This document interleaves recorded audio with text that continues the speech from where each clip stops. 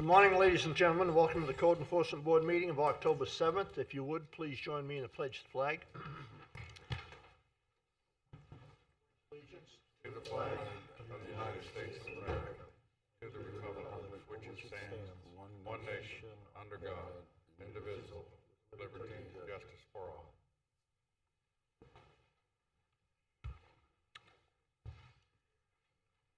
Good morning, everybody. Welcome. Let us go through the roll call here. Could we have the roll call, please, of the board members? Good morning. Mr. Fogg, Yes, ma'am. Mr. Taylor, Yes, ma'am. Mr. Murdoch, Yes. Mr. Pancoast, Yes, ma'am. Mr. Spatara, Yes, ma'am. Mr. Waters, Yes, ma'am. Mrs. Monahan.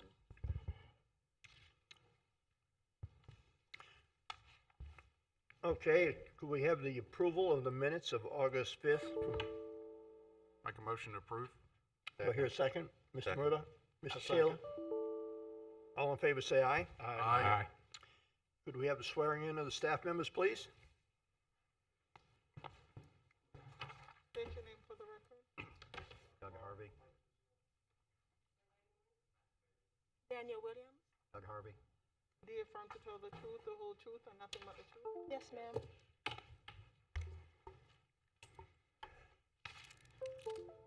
Okay, thank you very much for being here, folks. It's going to take us, our agenda is not going to be too terribly long, but just bear with us and we'll get through it as quickly as we can.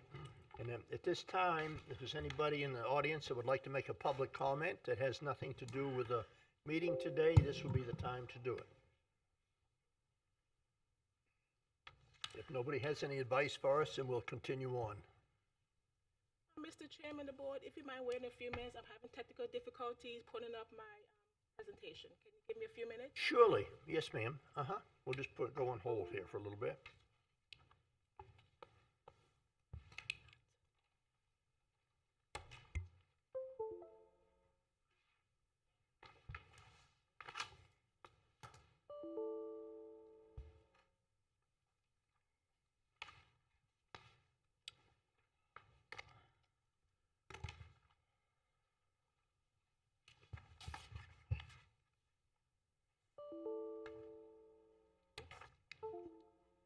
Got a monitor? Hey.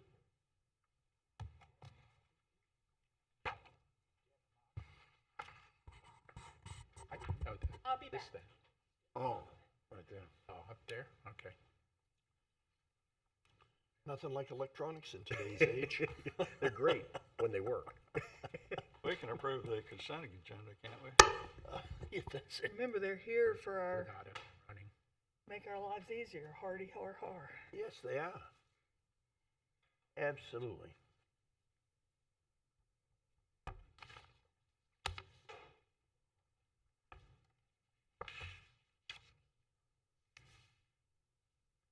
So is this the time we tell stories? I have no good ones. Sir, pull this around. I have no good ones. You don't have any good ones. No stories from me today. That's perfect. Oh, dear.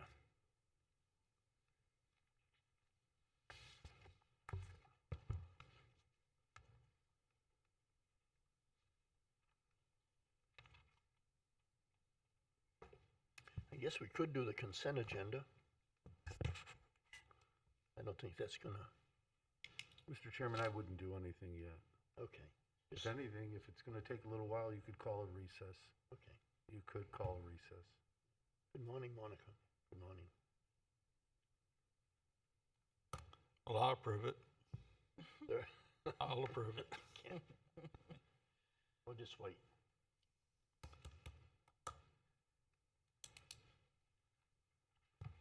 Just wait.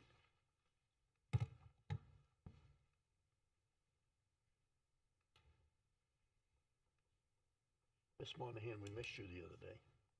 We had Yeah, I'm very- sorry, I was out of town. Yeah, oh, you were? Okay, we had a very good meeting. Very Good. good.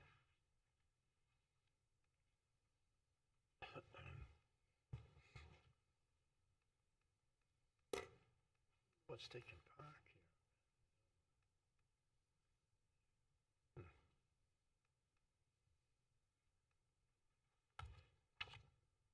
I could sing if you want me to. No, that's all right.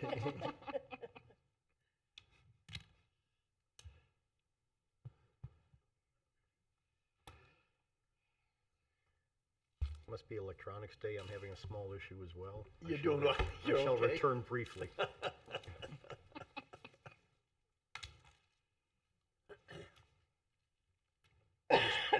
We'll just take a short break here for a little bit. Gives me You time wanna to catch stand in my breath. recess? Sir? You can say that we're standing in recess Yeah, and then they could shut off any yeah. monitoring. We're We'll stand in just- recess, yeah. standing in recess here for a little bit until we get things straightened out, so just bear with us. We'll reconvene here in a little bit. That you need.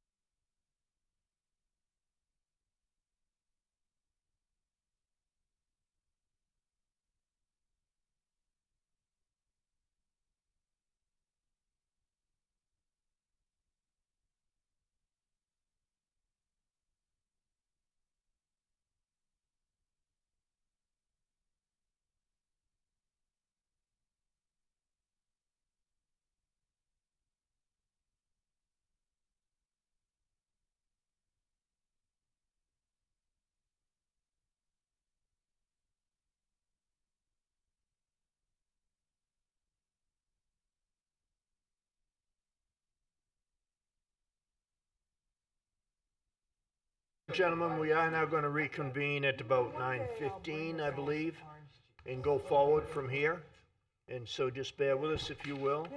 And at this time, does any of the board members have anything, on the consent agenda? Are there any questions that staff has presented? If not, I need a motion to accept. Mr. Chairman, I move that we accept the consent agenda as stated. Second. Okay, second by Mr. Pancoast. All in favor, say aye. Aye. Okay, now we'll go into the violation hearings. Number one, case number 1065 has been removed. Number two, which would have been a companion case, which is 146, has been removed. Number three, case number 100-382 has been abated. We are on number four, case number 100-698, 3034 Kings Highway, Daniel and Sylvia Capati. Are you here? Okay, we're going to number five, case number 100-807 has been abated. Number six, case 100-847 has been abated. Number seven, case 100-848 has been removed. We are on number eight, case number 101-202, 7303 Bel Air Avenue, Fort Pierce, Florida, home SFR Borrower LLC. Number nine, case number 101-436, 6505 Donlin Road, Fort Pierce, Florida, Brian J. Newman.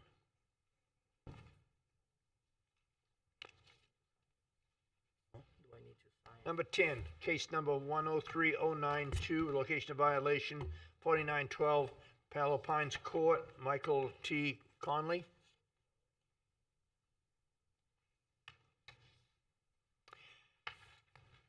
Number 11, case number 102074 has been abated. We're on number 12, case number 102075 has been abated. On 13, case number 102133, location of violation 4715 Myrtle Drive, Fort Pierce, Florida. There is a G. Barley. Right here, ma'am. Welcome to our meeting. Morning. Good morning to you. If you would, when you get up there, please speak into the microphone, state your name. Yes, my name is Joanna Zukowska, and I'm representing, well, my husband couldn't come in. He just started working just because of the COVID-19. He wasn't working, and now he started to work, so I came for him. Okay, and make sure you raise your right hand. Can you please state your address? 4715 Myrtle Drive, Fort Pierce, Florida, 34982. The right hand. Do you affirm to tell the truth, the whole truth, and nothing but the truth? Yes, I do. Thank you.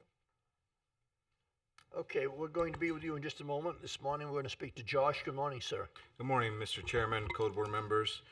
For the record, I am submitting 3 photos, one dated May 20th of this year, one dated July 24th, and one dated October 5th, which shows an unpermitted shed.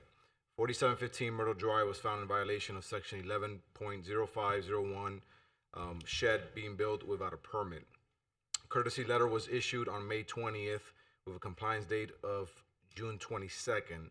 A notice of violation letter was issued on June 22nd with a compliance date of July 6th, and a notice to appear letter was issued on July 22nd for the Code Board hearing of October 7th, 2020. As of today, the property remains in violation. I've had contact with the property owner's wife, who's present, and they're working on abating the violation at this point.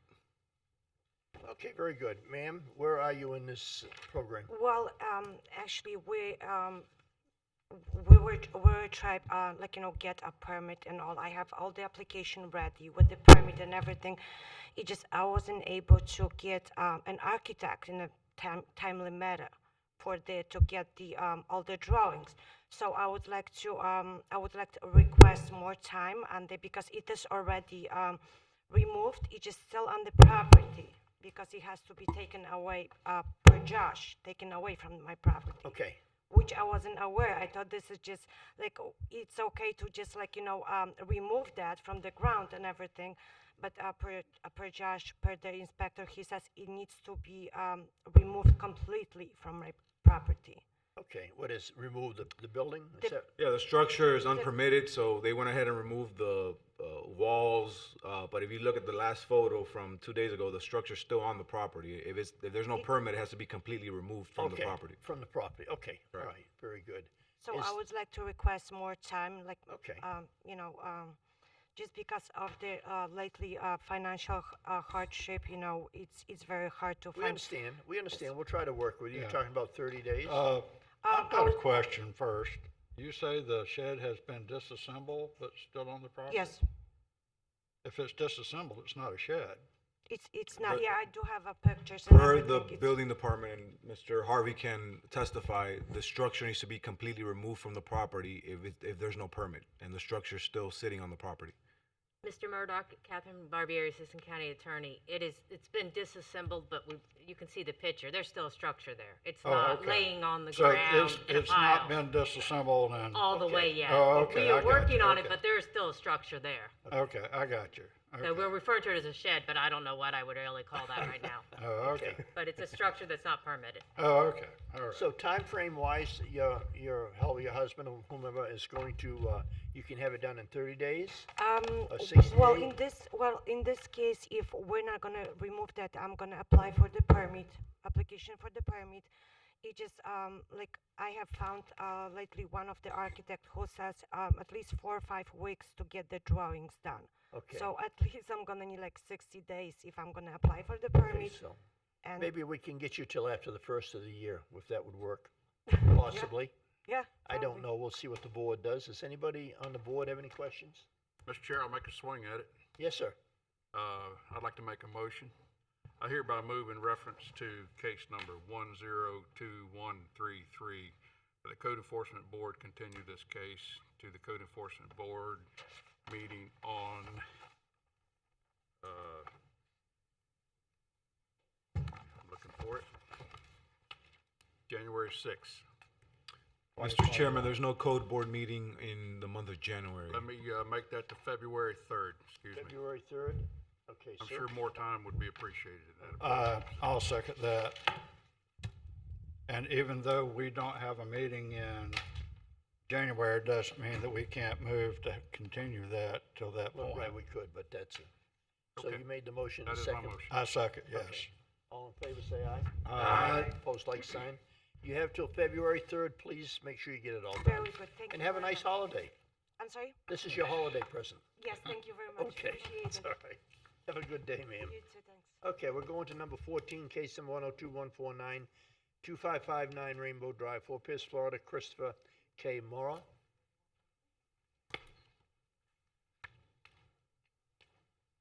Okay, 15, case number 102200, 8401 Germany Canal Road, Port St. Lucie, Florida, Northwest Real Estate LLC.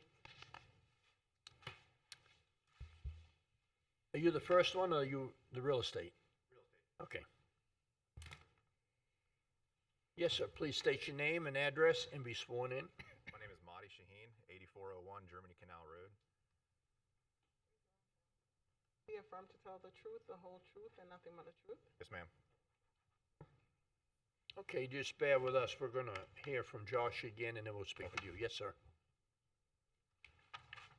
Thank you, Mr. Chairman. For the record, I'm submitting 2 photos dated October 5th of 2020 of a permit card, of a permit and inspection card for expired permit 18070733 for a mobile home, all to replace previous home that was torn down, damage caused by a hurricane. 8401 Germany Canal Road was found in violation of section 11.0501, expired permit number 18070733.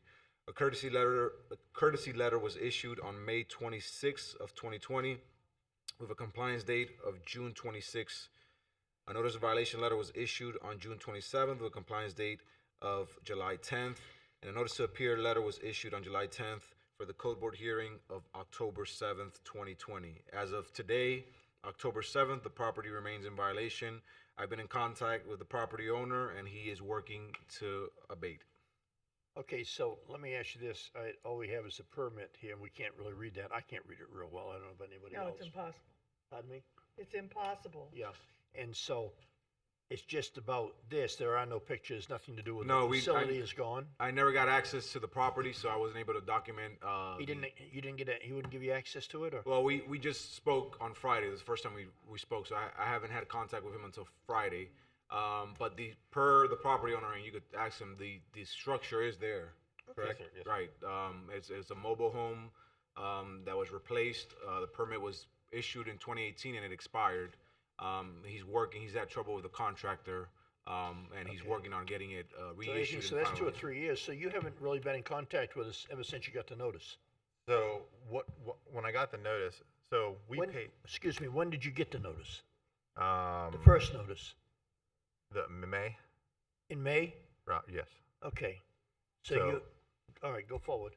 So the issue that we had is, because I got the permit notice, now we paid for the building in full, the house, and with all the permits, you know, it's about $4,000 extra for them to handle all the permits and everything with the county and state. So they said, yeah, you have everything you're taken care of, and then we get the violation. So I called the contractor, the person, Live Oak Homes, that's up on I-10, Wayne McClinney is what it's called. Okay. They said, well, when you do self-pay, you're responsible for the final. Okay.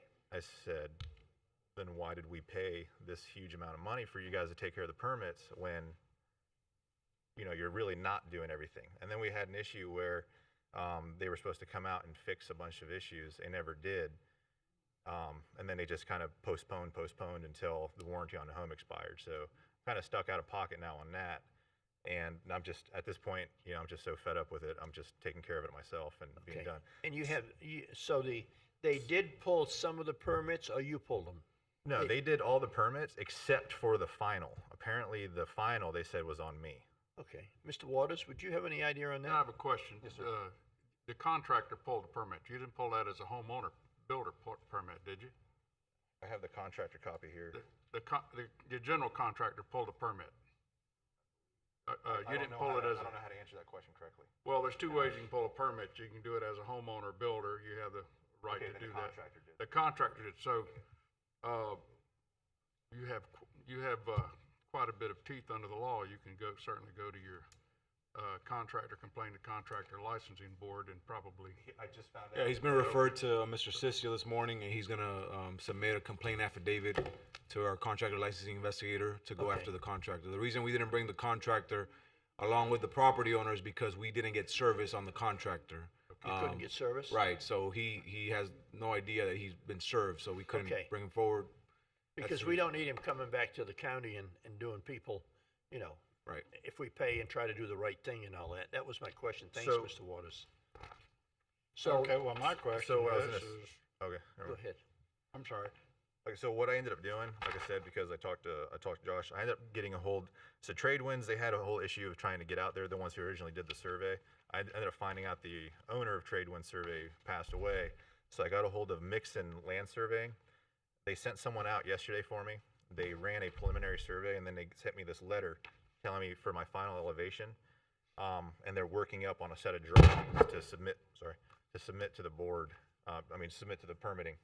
Once Okay. they get them available, hopefully sometime this week or next week. Okay. And then I can submit that for my final. I have a question for the. Yes, sir. The building official. Would he have the ability to renew the permit? Or is he having to go through the whole process all over again? Board members, I do apologize. I had stepped out of the room with the last individual that was here. Let me look this one up right now. It's okay.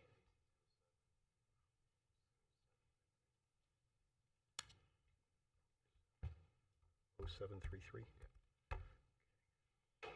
Mr. Harvey will straighten it out for us. He's a good man.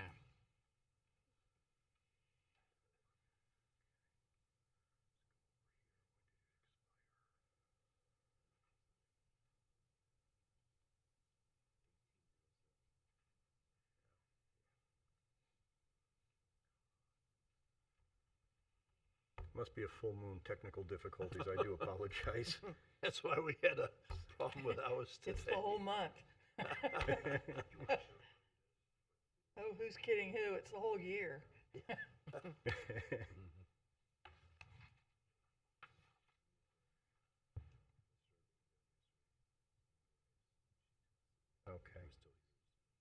Yes, yeah, we will need the survey with it.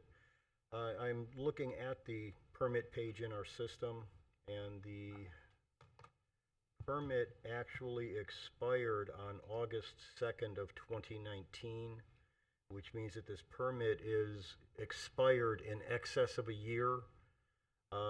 Under the building code, under chapter 1, I cannot renew a permit that has been expired for over a year. Okay. So it will be a new permit application in compliance with the current regulations, and we will replace this permit with a new permit. Okay. Are the regulations pretty much the same as 2019, or does he have to go through other things that, Right now, they are still the same. As I hope you are aware, the 7th edition Florida Building Code takes effect December 31st of this year. Okay. So, please, if everything is designed under the 6th edition Florida Building Code, please be sure to resubmit prior to that date. Okay. okay, does that help? So I need to get a new permit? Yes, sir. Can I do that myself, or does a contractor have to do that now?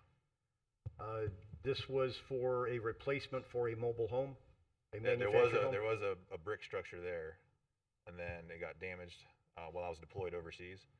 So when I came back, there was no way it could be made whole, so we knocked it down and put a mobile home on top.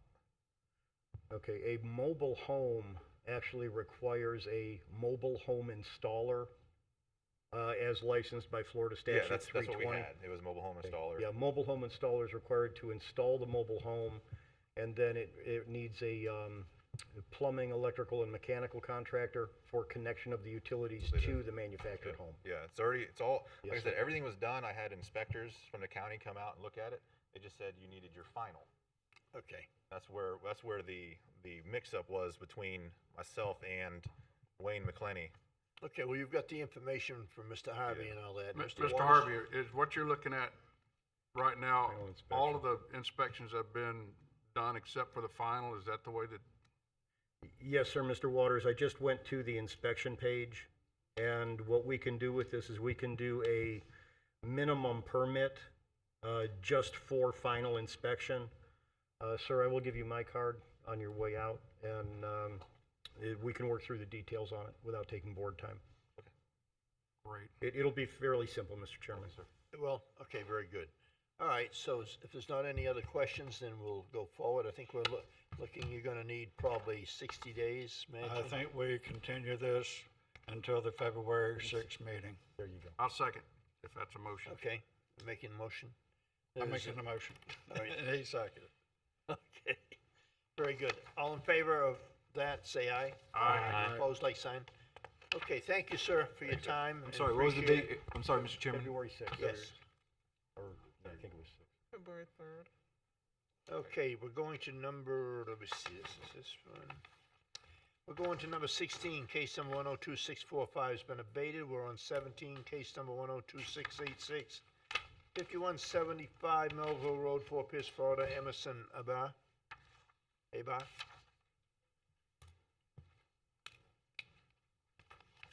Okay, we're going to 18, case number 103451 has been abated. 19, case number 103452 has been abated. We're on 20. Case number 100784, location of property 4208 Rose Lane, Fort Pierce, Florida, Philip Dunaway. Number 21, case number 10846, 3518 Roseland Boulevard, Fort Pierce, Florida, Manuel C. Barbosa Sr. Please, sir. Thank you.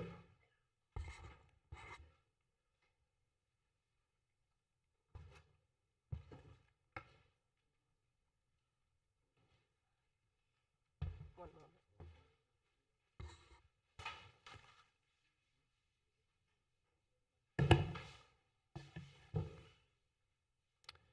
Good morning, sir. Morning. Nice to see you. Please make sure you speak into the microphone. If you say your name and address, and then you're going to raise your right hand and be sworn in. Manny Barbosa, 3518 Roselawn Boulevard. Can you raise your right hand? Do you affirm to tell the truth, the whole truth, and nothing but the truth? Sure. Oh. Yes. Thank you. All right, sir, we're going to speak to Matthew here, and then we'll be right with you in just a moment, okay? Good morning, sir. Good morning, how are you guys? For the record, I'm submitting 10 photos showing the outside storage and the more than 2 recreational equipments on the property. 3 photos dated March 16th, 2020, 4 photos dated August 28th, 2020, 3 photos dated October 5th, 2020. During my inspection, I found the property located at 3518 Rose Lawn to be in violation of section 8.0.03F. Only 2 recreational equipment such as boats and trailers are allowed on the property in section 3826, outside storage of items and material. I issued a letter on March 16th, 2020 and gave a compliance date of March 30th, 2020. After getting non-compliance on August 31st, 2020, a certified notice to appear for October 7th code board hearing was issued. I have had contact with the owner. As of October 5th, the property remains in violation. Okay, did you say you did speak to him? Yeah, well, this morning. So we Oh, spoke. just this morning, you just haven't this spoken morning. to him for, it's been like 6 or 7 months? Correct. Okay. Okay, Ms. Barbosa, it's your turn. What's going on here? Well, you gave me 30 days to get rid of the stuff, and I got rid of 90% of it. Okay, did you call anybody and let them know that? Because we've got pictures here as of, 28th of yeah, last month. the 28th? No, the 5th.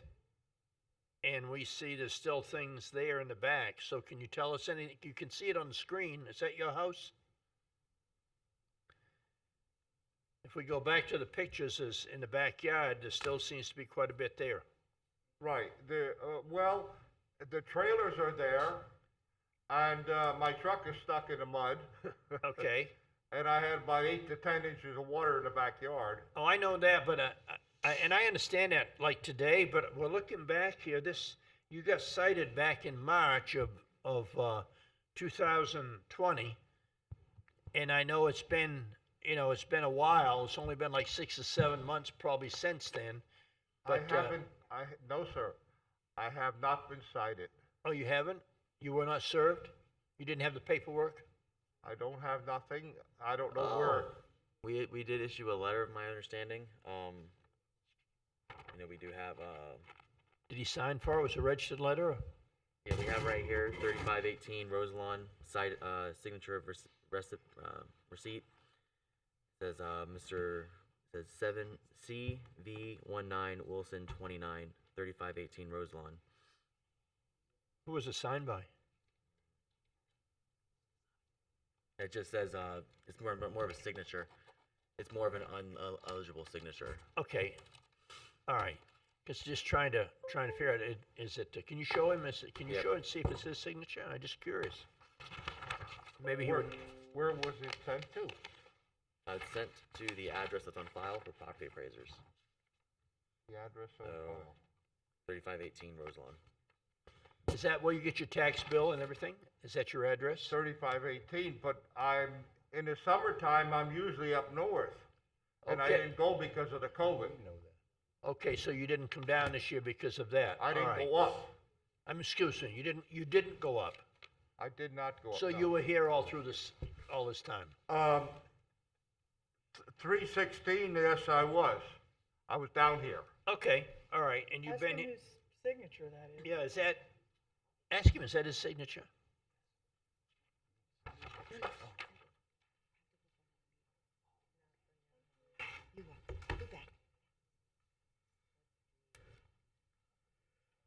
That's not my handwriting. Yeah, I'm not sure exactly how Okay, anyway, so we're there now, we know what we're doing, you say that this is not your signature? No. Okay, but you're here in front of us, and we're trying to get through this, so what can you do to help us out to clean up the rest of the problems that we have there, or that you Well, may if I have? have more time, I could sell the boat and the boat trailer and some of the other trailers. That's the only thing. The rest of the stuff, 90% of it's cleaned up, 92, 95. Okay, that's great, you've done I a mean, good it- job if you clean that up, we haven't been out to see it or look. And It's we'll, just from October 5th. So that's last Monday. October 5th, we were out there to look. Yep. And- Well, pretty much of it had been cleaned. Yeah, well, I mean, obviously there's a lot of rain that's going on, so I can see the discrepancy.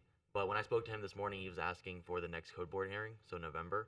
I mean, that's what we talked about that he was going to ask for in general. November? Okay. So we'll go ahead, maybe, all right, but we can go ahead and maybe give him till December, and then that way he'll have it all cleaned up. Yeah, if we give you the 2 months, that'll take care of it. You should have time to do all that, right? Sir. Thank you. Hopefully, the rain will go away so he can get his Right, truck let's do working. date, yeah, let's do date certain on Where this. is Rose Lawn, just out of curiosity? It's off Sunrise by Bell Avenue. Sunrise. Yeah, Oh, okay, yeah, okay. Yeah, that's a wet area. so let's, Block north of Bell. Mr. Gotcha. Chairman, I have a motion. yes, sir. I move that we continue this case until the December 2nd meeting. I'll second. Okay, there is a motion and there is a second. All in favor, say aye. Aye. Opposed, like sign. Okay, sir, you've been given December, so please take care of it. Definitely. Okay, thank you very much for coming. All right. Okay, 22, case number 101264, location of violation 2810 Placid Avenue, Fort Pierce, Kathleen Cerno. Permit out for my roof. Arena. Yes, ma'am. What I'll do is I'll get your.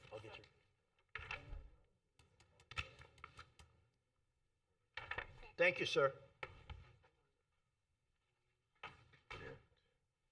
Good morning, ma'am. Thank you for coming.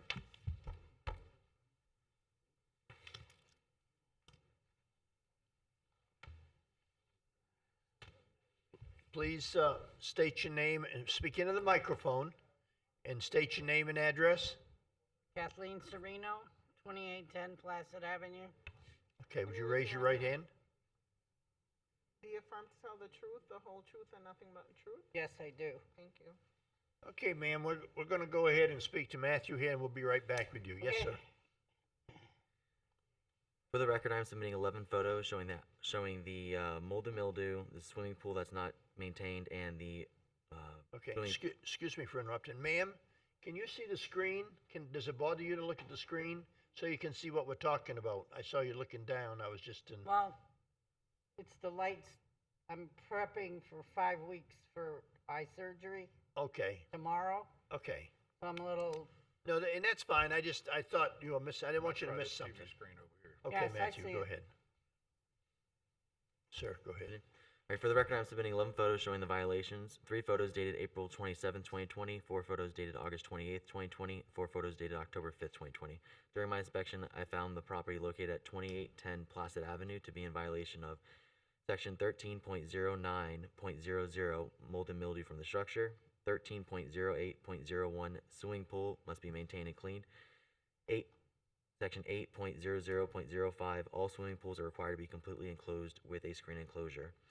I issued a letter on April 28th, 2020 and gave a compliance date of May 11th, 2020. After getting non-compliance on August 15th, 2020, a certified notice to appear for October 7th code board hearing meeting was issued. I have had contact with the owner. As of October 5th, 2020, the property remains in violation.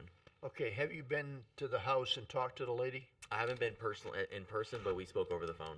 You did? Yes. So you are probably, in this case, you may not be able to go there and point out different things that she might need to do, possibly. I mean, it's a pretty simple. We spoke this morning. She understands it. She's just, of my understanding, asking for more time today. So you understand what needs to be done, ma'am? Right. I've been working on this since the beginning of the year with the fence. I have Okay. new neighbors on the north, new neighbors on the south. The new neighbor on the south accused me of infringing on her property that she just moved into that the county built for her. Okay, And I haven't moved the house in 40-some years. okay, all right. So that Yeah. just set me back. And then in March, I owned a business. It was for sale and I was working. And in March, the government shut me down because we were non-essential.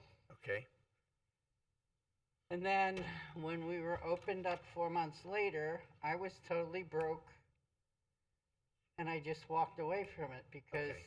I was a hairdresser and I didn't want to go back because I'm washing hair and your face is in my face. We And understand. I didn't want to Yeah. get sick, so I just kind of got set back and then my eyes went bad.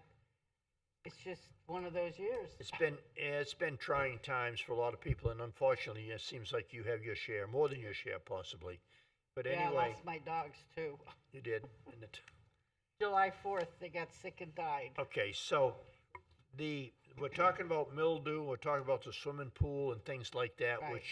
which are very important, in the realm of everything. I know you have a lot of things that's been important to you that you've had to handle. So you think you'll be able to take care of these in a period of time? Definitely. I have this surgery tomorrow. 22nd, I have another surgery. And then at the end of the month, I have all my heart things. So this month is gone. As So far if as I'm we concerned. give you till after the first of the year, do you think That if would the be board, perfect. if the board could do that, you think That would maybe be something good. like that might help? Does any of the board Mr. members Sheriff, have any it'd be questions? appropriate, I'd make a motion. It's hard to find Oh, I'm help sorry. to come in that doesn't want top dollar. For instance, I hired a plumber because I had a leak in the kitchen.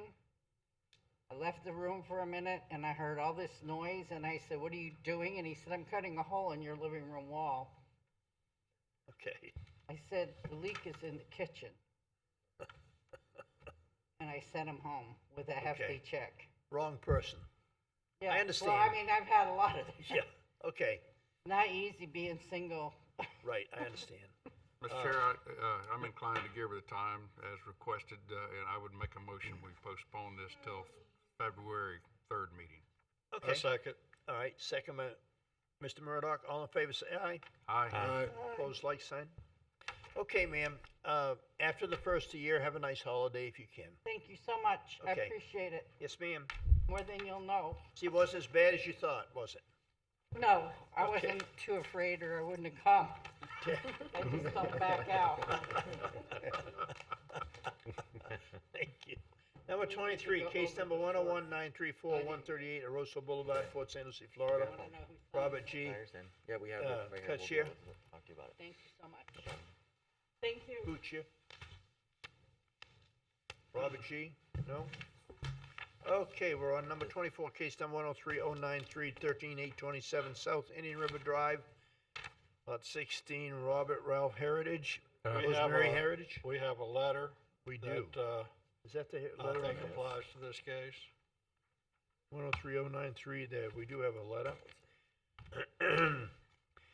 We have a letter that this be, as they're disabled, retire, and he's out of town, be back in Florida, last week in October 1st, would like to apply for 60 to 90-day extension, so you want to put him on the first of the year too and get it over with?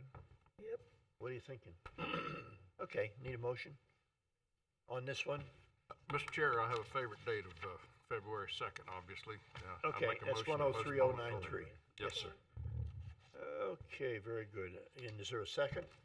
A second. Mr. Taylor, all in favor, say aye. Aye. Opposed, like sign. Okay, we're going to 25, case number 103-163-874 Southeast Sierra Court, Richard R. French Estate.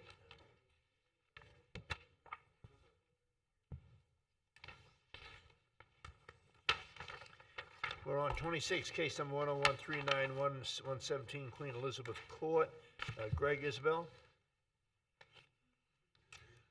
Oh, are we not? Good morning, sir. Good morning. I met you in the elevator. Yes. Please state your name and address. Greg Isbell, 117 Queen Elizabeth Court. Do you affirm to tell the truth, the whole truth, and nothing but the truth? I do. Okay, very good. Yes, sir. Good morning. For the record, I'm submitting a total of 3 photos, 2 taken by Chief Building Inspector Dave Johnson on April 20th, 2020, while inspecting a permitted fence, and 1 taken by me on 10/5 of 2020 from a street to the rear of this property. I'm also submitting a layout of the existing and proposed plan views submitted to the Building Department for the permitted dock. During the fence inspection, Chief Building Inspector Dave Johnson noticed that the permitted dock under permit number 1912-0219 to replace existing dock and install boat lifts has been extended on both ends of the property beyond its approved plans to the north and south property lines. These extensions were found to be unpermitted. On 4/21 of 2020, I sent a courtesy notice by mail for violation of section 1105.01, building without a permit, A permit is required for the dock extensions with a correction date of May 5th, 2020. I did speak with the property owner, Mr. Greg Isbell, on April 27th, 2020, and again on May 14th, 2020, regarding the violations found on this property. He stated that he is working with an engineer to get the drawings done to submit for a building permit. Due to the COVID-19 pandemic, this case was placed on hold. On August 26, 2020, a computer check revealed that the permit had not been issued or applied for the dock extensions, so a notice of violation was sent by mail with a correction date of September 9th, 2020.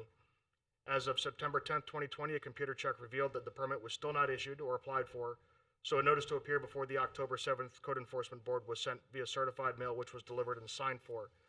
On September 23rd, 2020, I did receive a call from Mr. Isbell.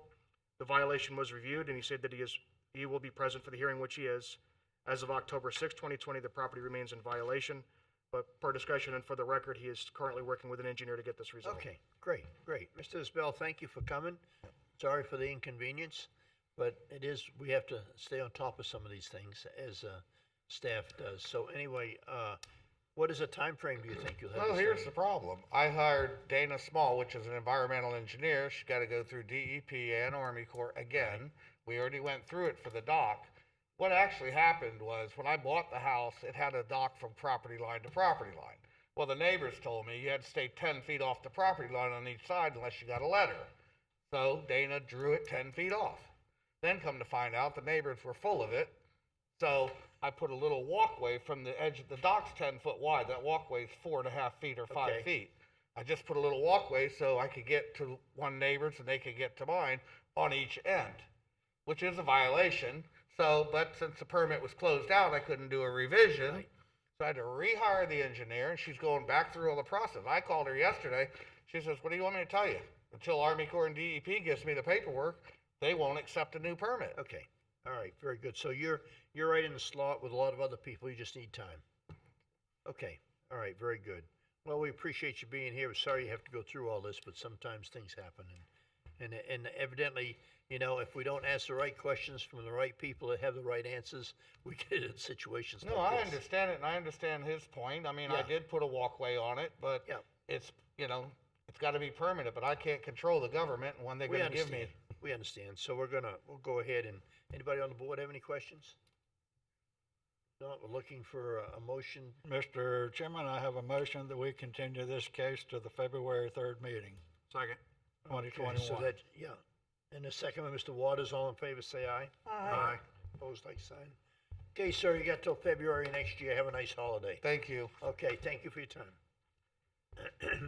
Okay, number 27, case number 101-558-3318, Orange Avenue, Lot 40, Seminole Mobile Park LLC. Mr. Chair, that case has been removed. It has been removed? Yes, sir. Beautiful, beautiful. They got it handled. That's great. Now we're going to 28, case number 101-756 has been abated. 29, case number 102-103 has been abated. We are now on number 30, case number 97355, 220 Emerald Avenue, Fort Pierce, Florida. Gail Ivy.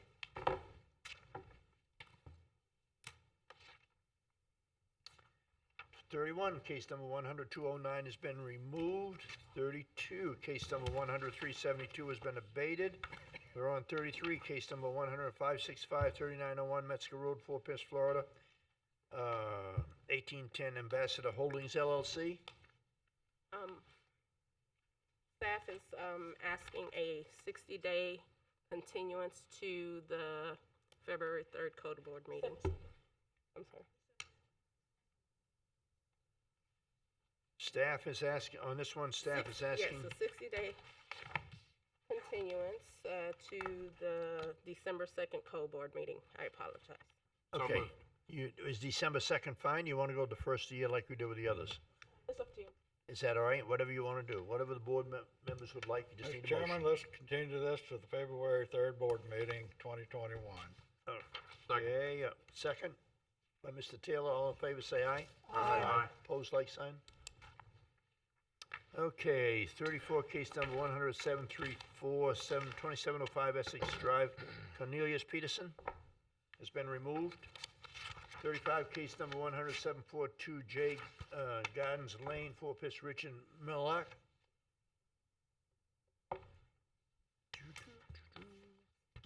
36, case number 10773, 1109 South 33rd Street, Brago and Properties LLC. By the way, just for point of information, the third section, the lower section on this has been abated. It was removed. Pardon me? The third section was removed. Yeah, removed, okay. All right. We're going to 37, case number 101-103 has been abated. We are on 38, case number 103-076 has been abated. We're on 39, case number 103-220-1215 West Joy Lane, Mitchell Eisman. We're on number 40, case number 103-563, 21041 Orange Avenue, Fort Pierce, Florida, PJ's Land Clearing and Excavating. Mr. Chairman, the board staff asking to continue the case to the November 4th meeting. Okay, we're asking to extend this to number 4th. Pleasure of the board. I Mr. move Chairman. to extend it to the November 4th meeting.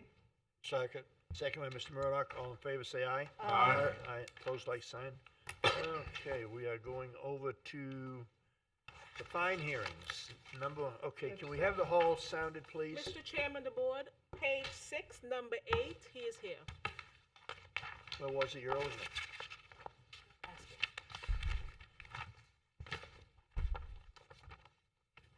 Home SFR borrower. Yes. Page 6, you said?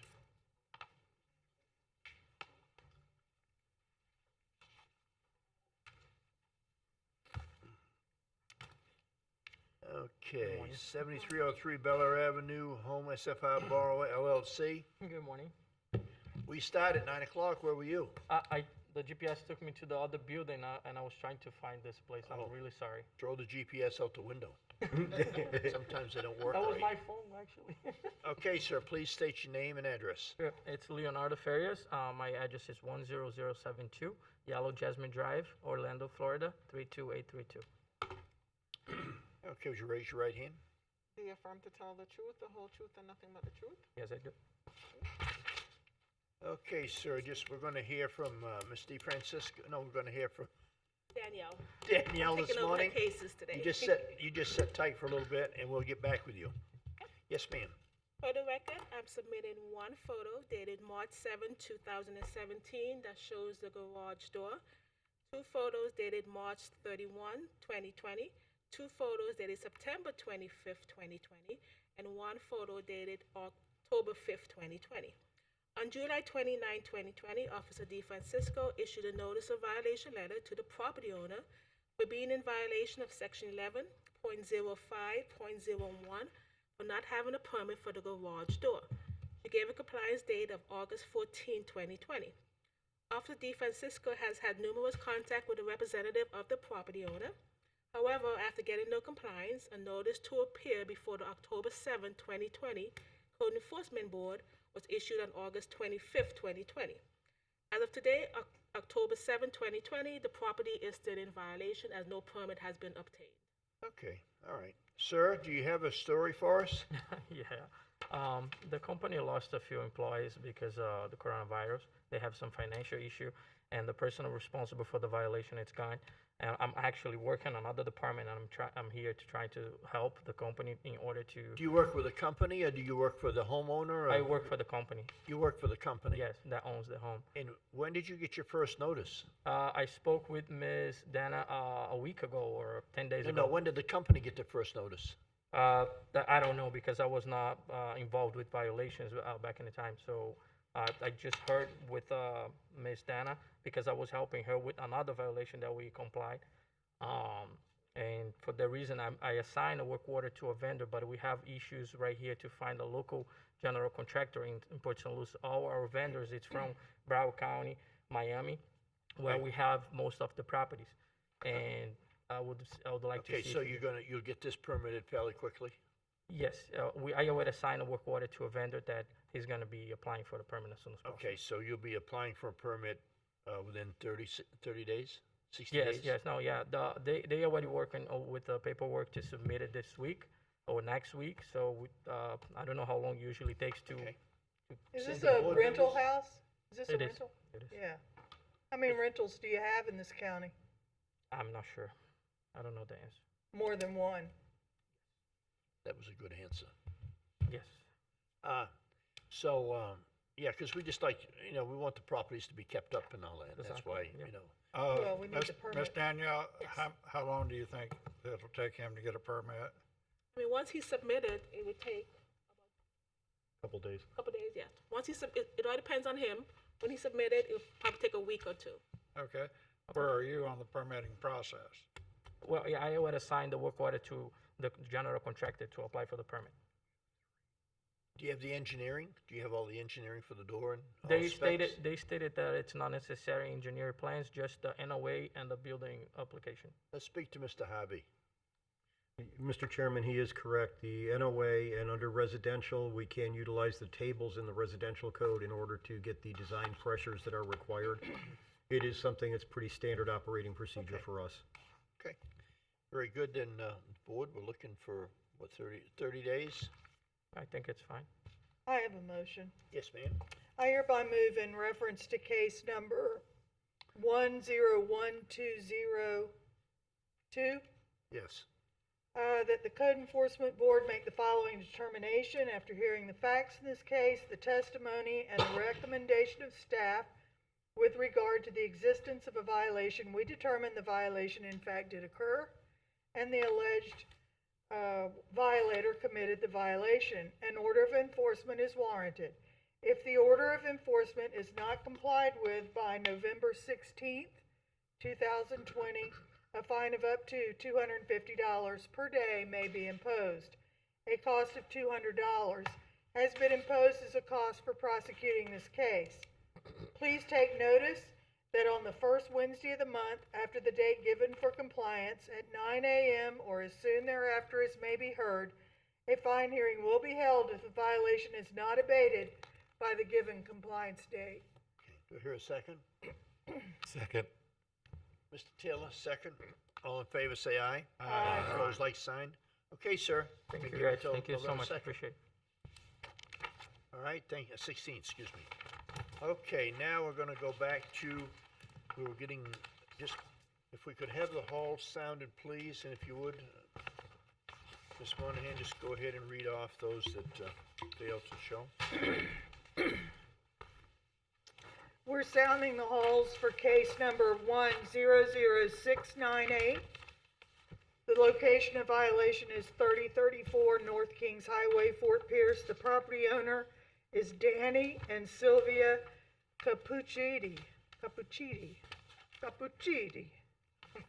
Very good. You gotta get the right rhythm. Case number 101202. No, Just not, did that. no, I'm sorry, that's the wrong one. It's case number 101436. The location of violation is 6505 Donlin Road, Fort Pierce. The property owner is Brian J. Newman and Kathy B. Newman. Case number 103092. Location of violation 4912 Paleo Pine Circle, Fort Pierce. The property owner is Michael T. Connolly. Case number 102149. Location of violation 2559 Rainbow Drive, Fort Pierce. The property owner is Christopher K. Mora or Deborah D. Mora. Case number 102686. Location of violation 5175 Melville Road, Fort Pierce. The property owner is Emerson Abar or Lizette Abar. Case number 100784. Location of violation 4208 Rose Lane, Fort Pierce. The property owner is Philip W. Dunaway. Case number 101934. Location of violation 138 Aroso Boulevard, Port St. Lucie. The property owner is Robert G. Kutscher. Case number 103163. Location of violation is 874 Southeast Tierra Court, Port St. Lucie. The property owner is Richard R. French Estate. Case number 97355, location of violation 220 Emerald Avenue, Fort Pierce. The property owner, Gail S. Ivy. Case number 100742, location of violation J. Gardens Lane, Fort Pierce. The property owner is Richard Michalak. Case number 100773, location of violation 1109 South 33rd Street. The property owner is Brego Properties LLC. Case number 103220, location of violation 1215 West Joy Lane, Fort Pierce. The property owner is Mitchell Eisman of Manchester, New Hampshire. And that is that.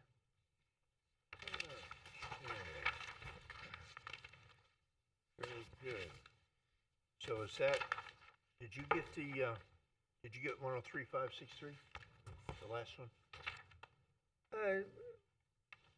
No, was that an absent one? I didn't mark it. Yes.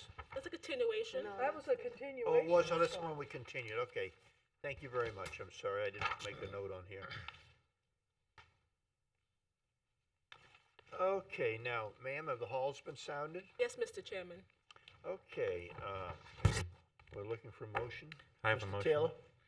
I hereby move in reference to the cases read into the record that the Code Enforcement Board enter an order finding these alleged violators are in default as they did not appear to protest the violations against them, and that the board adopt the recommendations of staff as set forth in the agenda.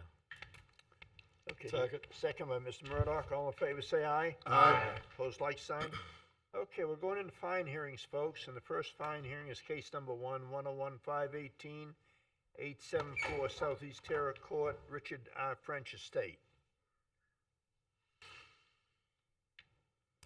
Okay, there's nobody here. Yes, sir. For the record, I am resubmitting a total of 14 photos, 5 photos dated April 29th, 2020, 3 photos dated June 19th, 2020, 6 dated August 3rd, 2020. I am submitting a total of 4 new photos dated October 5th, 2020. This case was brought to the August Code Board hearing and found in default violation of 8.00.05. All above ground pools should have their ladders removed when not in use. 13.09.00. Remove of the damaged fence, and section 3826, outside storage of items and materials. The board gave a default compliance date of September 4th, 2020, and I have had no contact with the owner. As of October 5th, 2020, the property remains in violation. Okay, so there's not been any type of... There's been some form of work, but, I mean, the stuff is still there, clearly. Well, looking at it, is this, you know, it's just such a shame if everything is pretty much in the same place. Pretty much, yeah. There's And- new stuff. I mean, old stuff's gone, but there's I new see stuff. there's a pool there and such as that. We don't know if there's a fence around it or not. We do not. Okay. Could this be something that we should turn into the health department possibly to review? We can look into it. I think that would, I'm thinking, what does the board have any questions on that? No, but I have a motion when you're ready. Mr. Pankos, do you have anything on that? What do you think? I'm sorry? Ready for the Okay. motion. Ms. Monahan? I hereby move in reference to case number 101518, that the Code Enforcement Board make the following determination after hearing the facts in this case, the testimony and the report of staff that the violation still exists, and having considered the gravity of the violation, the actions, if any, taken by the violator to correct the violation, and any previous violations, we make the following determination. A fine of $250 per day shall be imposed for each day the violation exists, starting September the 5th, 2020, with a maximum fine not to exceed $5,000. Second. Okay, there's a second, by Mr. Pancoast. All in favor, say aye. Aye. Opposed, like sign. Is there anything there, should we turn this over to ask staff to inquire, like through the health department, or however we do that? Well, my personal feeling is we've got another case that was a default today on the violation hearings. Why don't we just wait and see what that one does, and Okay. maybe we'll learn more. Okay. That's just my thoughts. Okay, that's your thoughts. Any other thoughts? If not, we'll move right along. Okay, case number 10831 has been abated. We are on case number 3, 99818, 2807 Placid Avenue, Fort Pierce, Florida. Joe Gregorio Garcia. Okay, yes. Good morning. For the record, I am resubmitting one photo dated November 20th, 2019, one photo dated December 31st, 2019, one photo dated June 30th, 2020, and two photos dated July 24th, 2020. I am submitting one photo dated September 22nd, 2020, and one photo dated October 6th, 2020. This case was brought to the August 5th, 2020 Code Board meeting for Section 13.08.01 Standard Housing Code, Section 304 Exterior Structure, to obtain a permit to repair the ceiling under the carport. The owner was not present, and the board found the property in default and gave a compliance date of September 4th, 2020. I have had contact with the owner in the past. As of October 6, 2020, the property remains in violation. So they actually have done, this is back last year in 2019. They've really done nothing on this through. No, they have not. So they've not, even though you've talked to them, they still done nothing. Was it? Correct. They talked like they were going to try to do something, or do you? Yes, yes, were- they did. Okay. Is all right, this house occupied? No. We're looking for a motion. All right, I hereby move in reference to case number 99818 that the Code Enforcement Board make the following determination. After hearing the facts in this case, the testimony, and the report of staff that the violation still exists, and having considered the gravity of the violation, the actions, if any, taken by the violator to correct the violation and any previous violations, we make the following determination: a fine of $250 per day shall be imposed for each day the violation exists, starting September the 5th, 2020, with a maximum fine not to exceed $5,000. Okay. Second. Second by Mr. Murdock. Any questions? If not, we'll have a vote. All in favor, say aye. Aye. Opposed, like sign.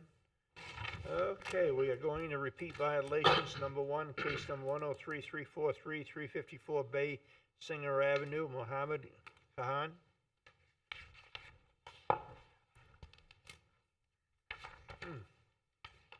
Nobody here. Interesting.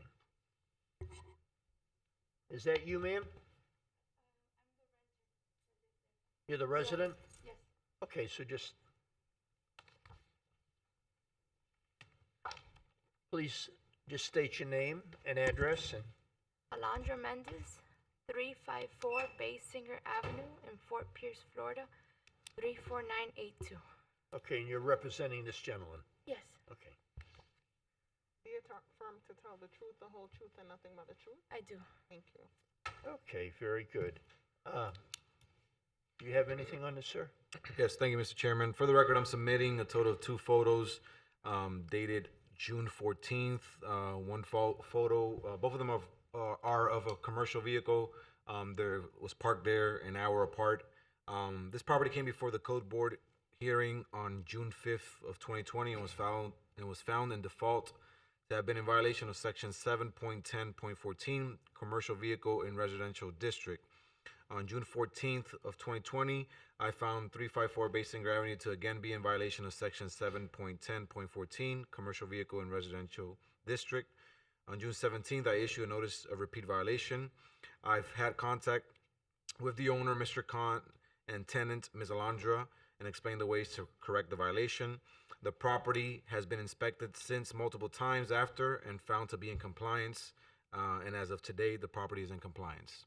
Okay, so I guess what we're saying The here- violation was just there for one day, that one Yeah, day. okay, so they're in violation for one day. Right. And on that one time, but you said, didn't you say June 14th? June 5th and June 14th, or was I mistaken? No, just June 14th was the only day that it was there. Okay, so okay, go ahead, ma'am, it's your turn. My driver, that's my husband, he had spent the night in Miami that day, and he came early in the morning. I told him, come in, have lunch, use the bathroom, and leave. You have an hour. Okay. And he has stomach problems every now and then. So the time passed. I was home. I didn't even notice. I told him, hey, how long has it been? My grandma came knocking on the door. Hey, someone here came throwing pictures because she's nervous. Someone came throwing pictures at the truck. And I'm like, oh, how long have you been here? He's like, I've been only here 55 minutes. I said, then go. You've been here more than enough time. He's like, okay. And then I received a call from him advising me that he had been there more than an hour. I told him, look, you're fine for. I'm sure he stopped by and we just happened to be there and Yeah. that happened. And and you know why we're doing this, because of not keeping commercial vehicles I out of. completely understand. I realize stop by and all that, but I'm sure the board will be somewhat lenient on this, and that, I don't know, but any of the members have anything to say? You clearly understand he can't park there. Yes, no, we lived before in Miami, and our house was a humongous farm with 10 acres. So they were accustomed to parking at home because it wasn't a violation. We had a permit for that. But since we keep moving around for work, sorry, I had surgery. It's okay, just take your time. And since, they're accustomed to, look, I understand we live in a different area. You guys cannot park here. They actually found an easier place to park, which is at the auctions where we work at. They gave them permission to park there, so it makes it even easier than to have to even bring the truck home. Beautiful. We'll help you out here, I'm And sure. I did explain everything to her and the property owner, and like I said, the follow-up inspections, there has been no commercial vehicles on the property. And when you bring it in and you take, and your house is there, and you park it a long ways right in front, so you may. Mr. I'm just Chairman, trying- I Yes, sir. have a question for Jack. Yes, sir. Can we do a non-violation motion here? Well, no, it was admitted there was a violation for a day. So Well- what I would recommend is basically determine the amount of fine. You don't have to fine $500 for that day. You don't have to fine them anything. Well, You know what I mean? somebody I'm pulls trying into your yard and parks for a little bit, just use a bathroom or eat lunch, that just doesn't seem like a violation Well, to then, me. but Well, they're allowed to park an hour for lunch, and that has been explained to the tenant. The issue we have here on Basinger is that the neighbors are always calling us when the truck shows Well, up, so we have to show up when they call. But they're allowed to be there for an An hour a day 1 hour or lunch. per Correct. day. This specific day, I took a photo. You can see the timestamp, 10:49 and then 11:50. So she was over a minute, which she's in violation technically. That's the only reason, that's the reason we brought her here. But Number 13? But yeah, they're allowed to have it for an hour. They're not even coming for lunch anymore. They do Subway and.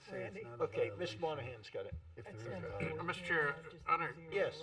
under discussion. All right, I got Wait a it. minute, wait a minute. Under discussion through this, this has made it all the way here by the code enforcement officer. And I have a question. Whenever you see you've got a situation like this, we've gone a couple of minutes past. Do you have like a police officer doesn't have to write a ticket for everything he sees, doesn't have to make it this far all the way to the board. So we've got a disgruntled neighbor, and they're trying to go by the law, but they have a mishap. Can't we? Do we have to bring this all the way to the board for a situation like this? Mr. Do you have Chair. no discretion? Mr. Chair, Assistant County Attorney Catherine Barbieri. The code officer does have discretion, and, we have received several complaints on this property, and we are going out and having to do the timing. Okay. So, we do believe now we haven't seen anything in a long time, and we're very happy with what is happening, but it did require us going out and having to time the hour.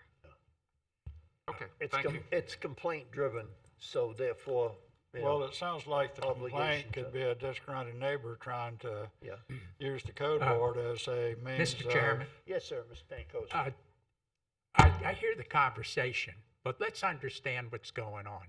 We have a residential neighborhood, numerous complaints of commercial vehicles.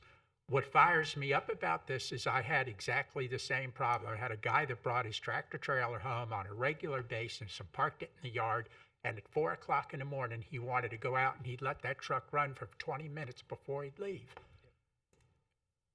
The officers are called, they go out, there's a truck there. They've had numerous calls, they go out, maybe the truck isn't there, maybe it's gone. I'm not saying that we should give them a big fine for $500, but I think we should find them guilty of a repeat violation, whether we put a fine on it or not, and let the process move. If you have somebody that continually breaks the rules, you've got to get their attention at some point. This is true. This is true. If And I then- could say something, I'm Yes. sorry. The neighbors have had it against us ever since we moved in. My father, he works 6 days a week, 18 hours, whatever, and he gets Sunday and he wants to put a little bit of music, and the neighbors to our left, they block his Bluetooth, and he doesn't put loud music. I can assure you, because I live right behind them with glass doors, and I don't like as much music as I get a lot of headaches, before the Okay. surgery. And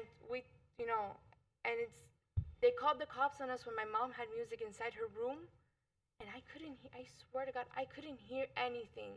Okay. And she came to the door threatening us that she was going to call the cops, and told us that we should go back to our country, because she does put Spanish music, that we should go back to our country, that we don't belong here. Oh, that's a shame. That's not true. I mean, that's And not right. We don't, But I understand that there were multiple yeah. calls.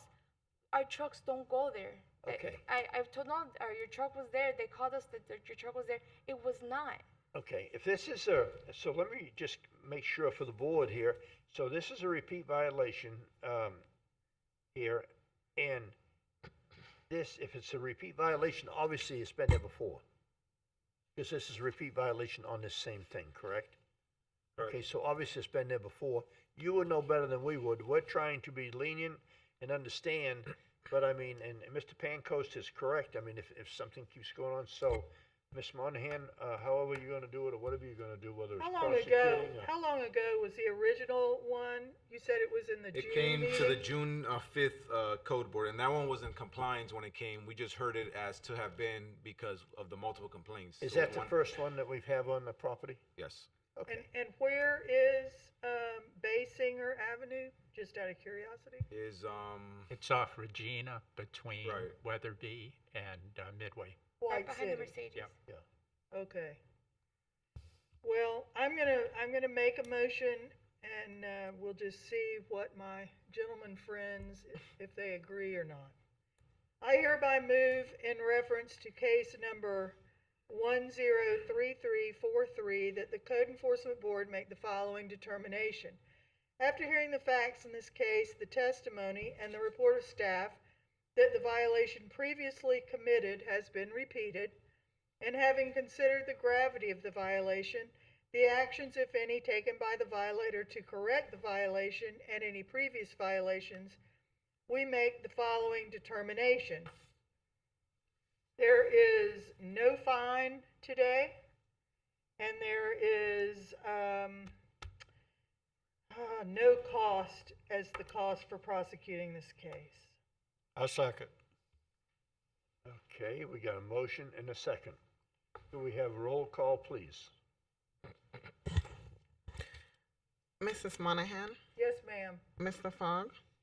No, ma'am. Mr. Taylor? Yes, ma'am. Mr. Murdoch? Yes, ma'am. Mr. Pancoast? Yes, ma'am. Mr. Spataro? Yes, ma'am. Mr. Waters? Yes, ma'am. Okay, ma'am, you pass, so there is no fine, there is nothing. All it is just the light bulb comes on to say, it's, Don't park the truck there anymore, period. not.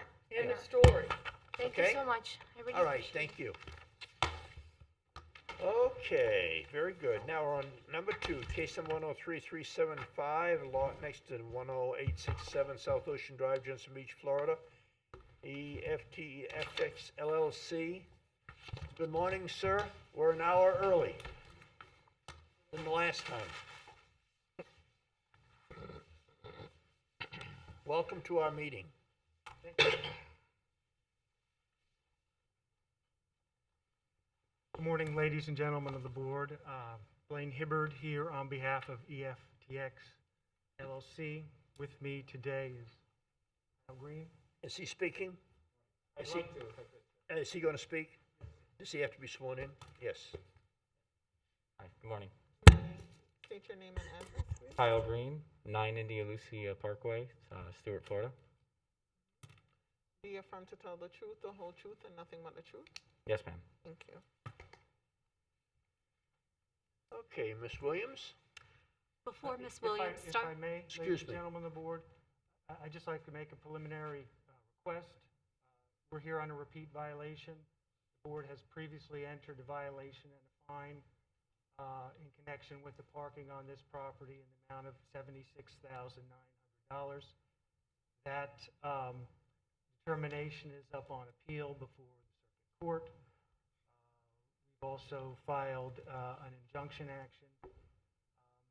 And I think it would be more proper to let the appeal go through to determine the underlying violation before we start piling on repeat violations. So that I would request that this be continued. Okay, a continuation on this, a request for continuation. I'm going to have to go to Jack and ask you to. Mr. Chairman, I believe staff would like to comment. Okay, yes. yes, Good hi. morning. Good morning. My name is Dina False. I've been hired as outside counsel for staff. My address is 46 Southwest 1st Street, 3rd floor in Miami, Florida, 33130. Happy to be here in front of you again. To address just preliminarily the motion for continuance given, of course, it's this board's discretion to make whatever determination you want to. I just think it's important to point out, yes, there is a notice of appeal that has challenged the December 2017 finding of violation and also the fine order that was issued in August by this board. However, there's also a circuit court complaint that was filed that this board received a copy of a day or so before the earlier hearing in September where we were supposed to hear this violation, repeat violation.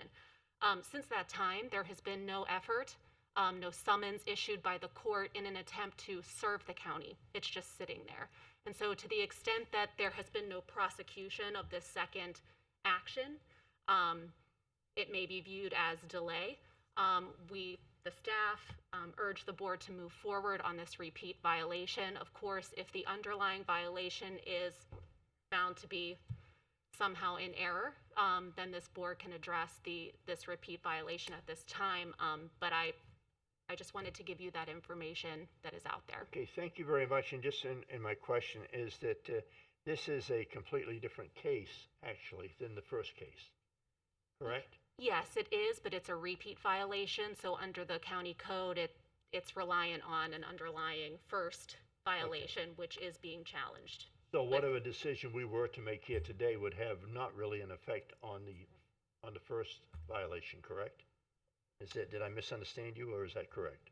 I'm not sure that I understand your Well, question. I apologize. we have a case here in front of us today. Yes.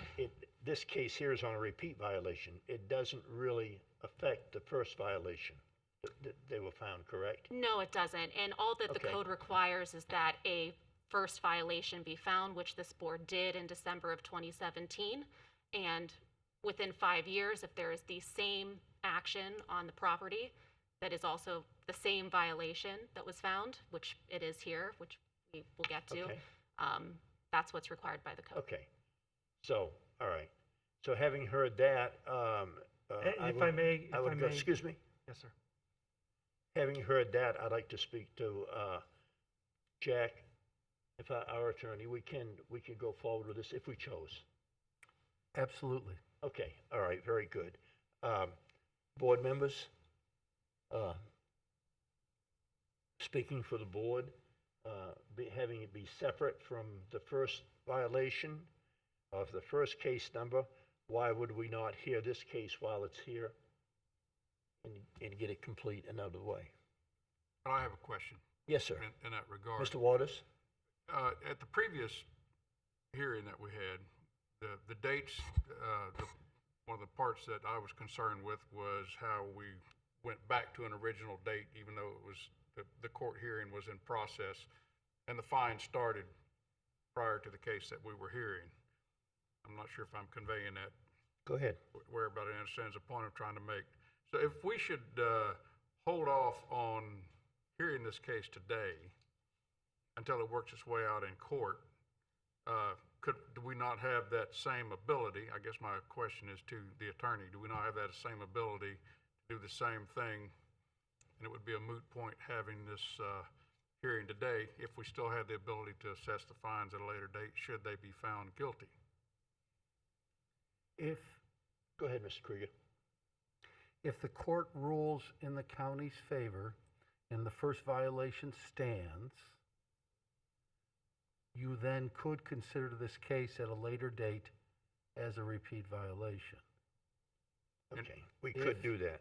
If the court rules for the alleged violator, or in this case, the violator as you found in the appeal, it would depend if all litigation has concluded, and that's what the result is, that the first violation, for whatever reason, is not valid, and today you went ahead with a second repeat violation, you would then at that point have to, probably that becomes moot and would have to be reversed. So this one would become moot.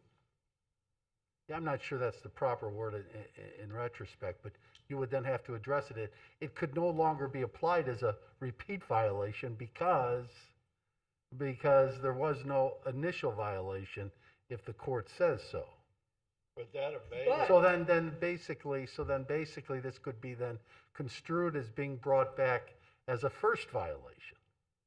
You following me? Not really? Go ahead. But it really does hinge on what the court says.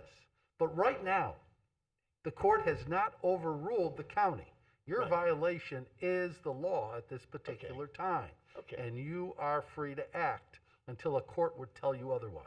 Okay. And we have found him to be in violation once, and now we're saying he continues Right. to be in violation. Yes.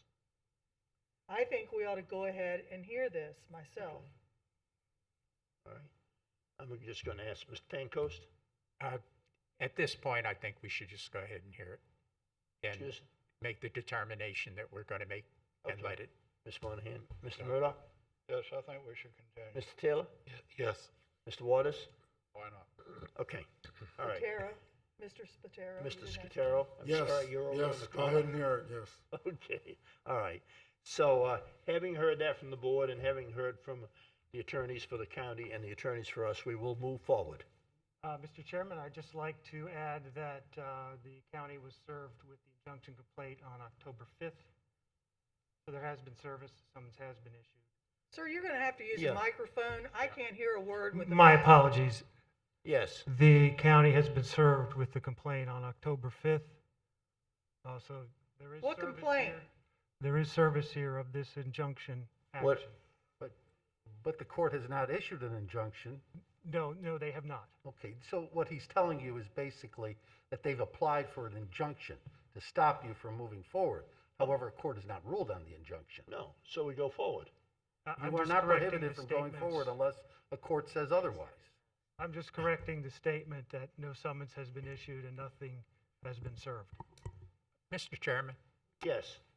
can we get maybe this is the wrong question to ask, but how come every time we have a meeting and they come, the day before or the day before that is when they make some court appearance or request? Yeah. They did it to us last time. We got hit with a big package the day of the meeting that they filed the day before, and now they're here again.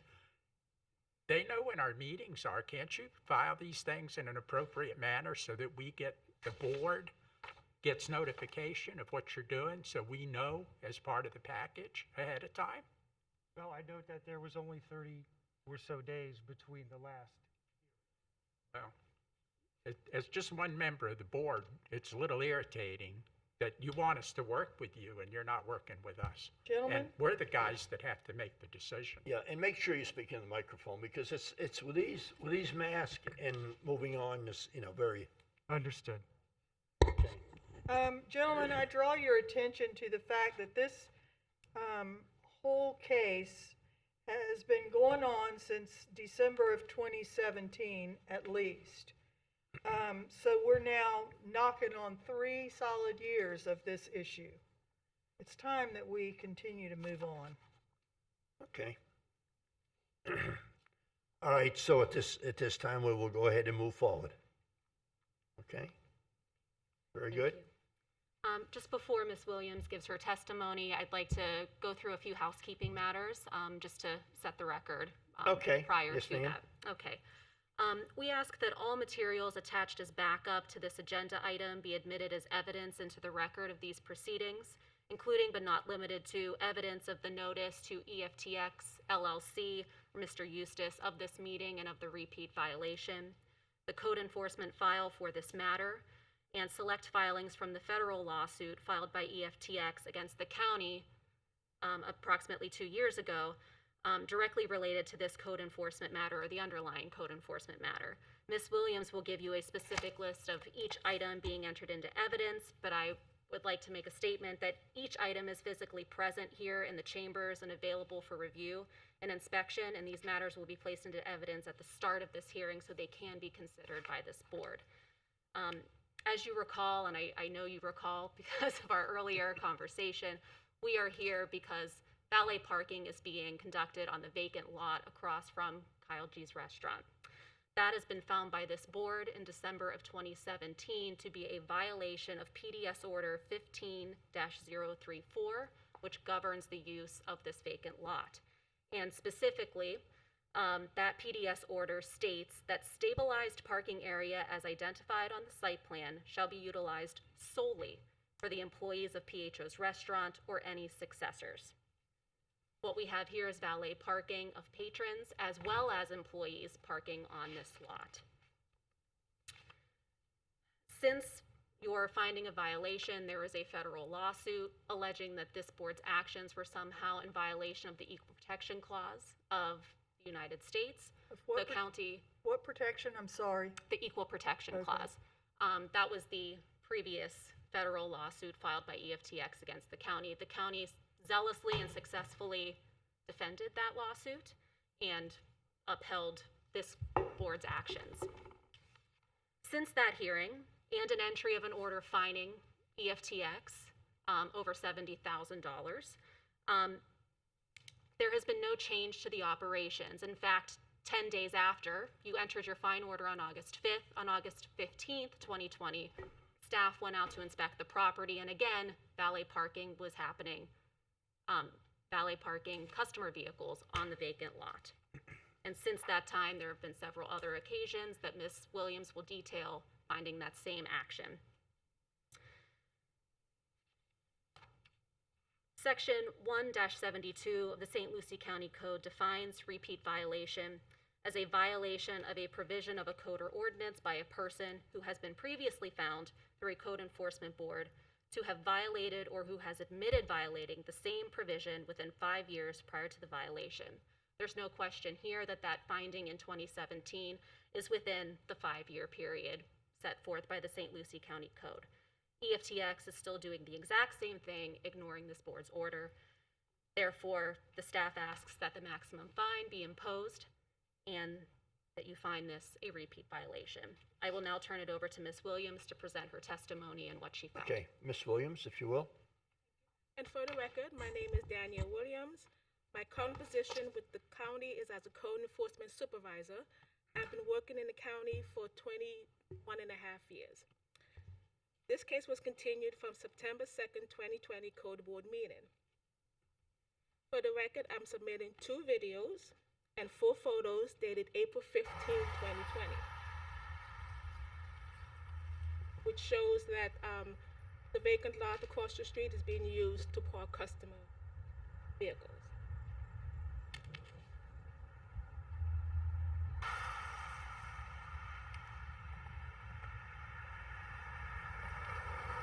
retrieved the vehicle, and now he's going back to deliver it to the customer.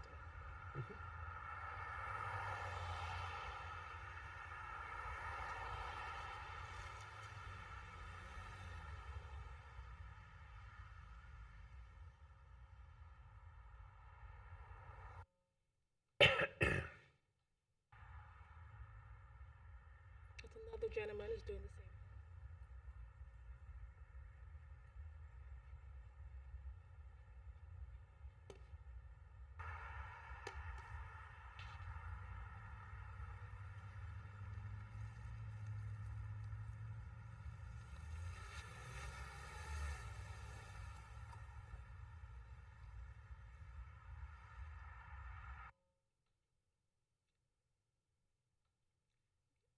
And I'm submitting one photo dated August 25th, 2020, one photo dated August 27th, 2020, one photo dated August 29th, 2020, 39 photos dated August 30th, 2020, 8 photos dated September 4th, 2020, 8 photos dated September 11th, 2020, 17 photos dated September 20th, 2020, 1 photo dated September 25th, 2020, 4 photos dated September 27th, 2020, 4 photos dated October 2nd, 2020, 12 photos dated October 4th, 2020, a copy of a transcript for the deposition as Salvador Papia, President and CEO of One Wave Valley, dated April 3rd, 2019, taken in a federal lawsuit styled EFTX LLC versus St. Lucie County,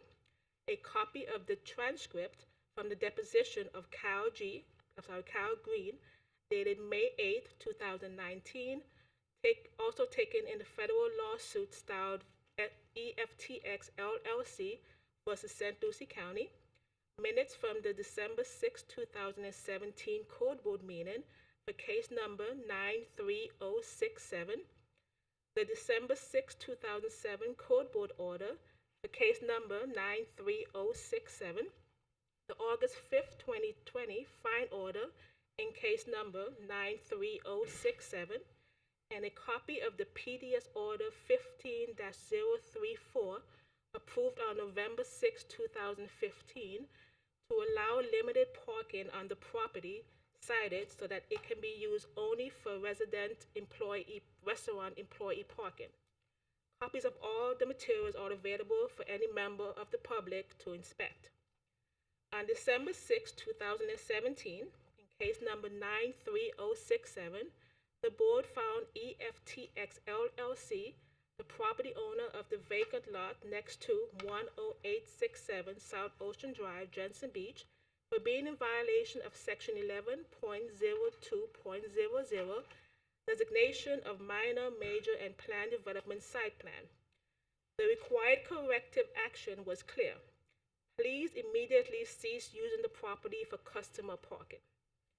On March 20, 2020, the case closed because the property was no longer being used for valet parking due to Governor DeSantis' executive order ordering all restaurants to be closed due to COVID-19.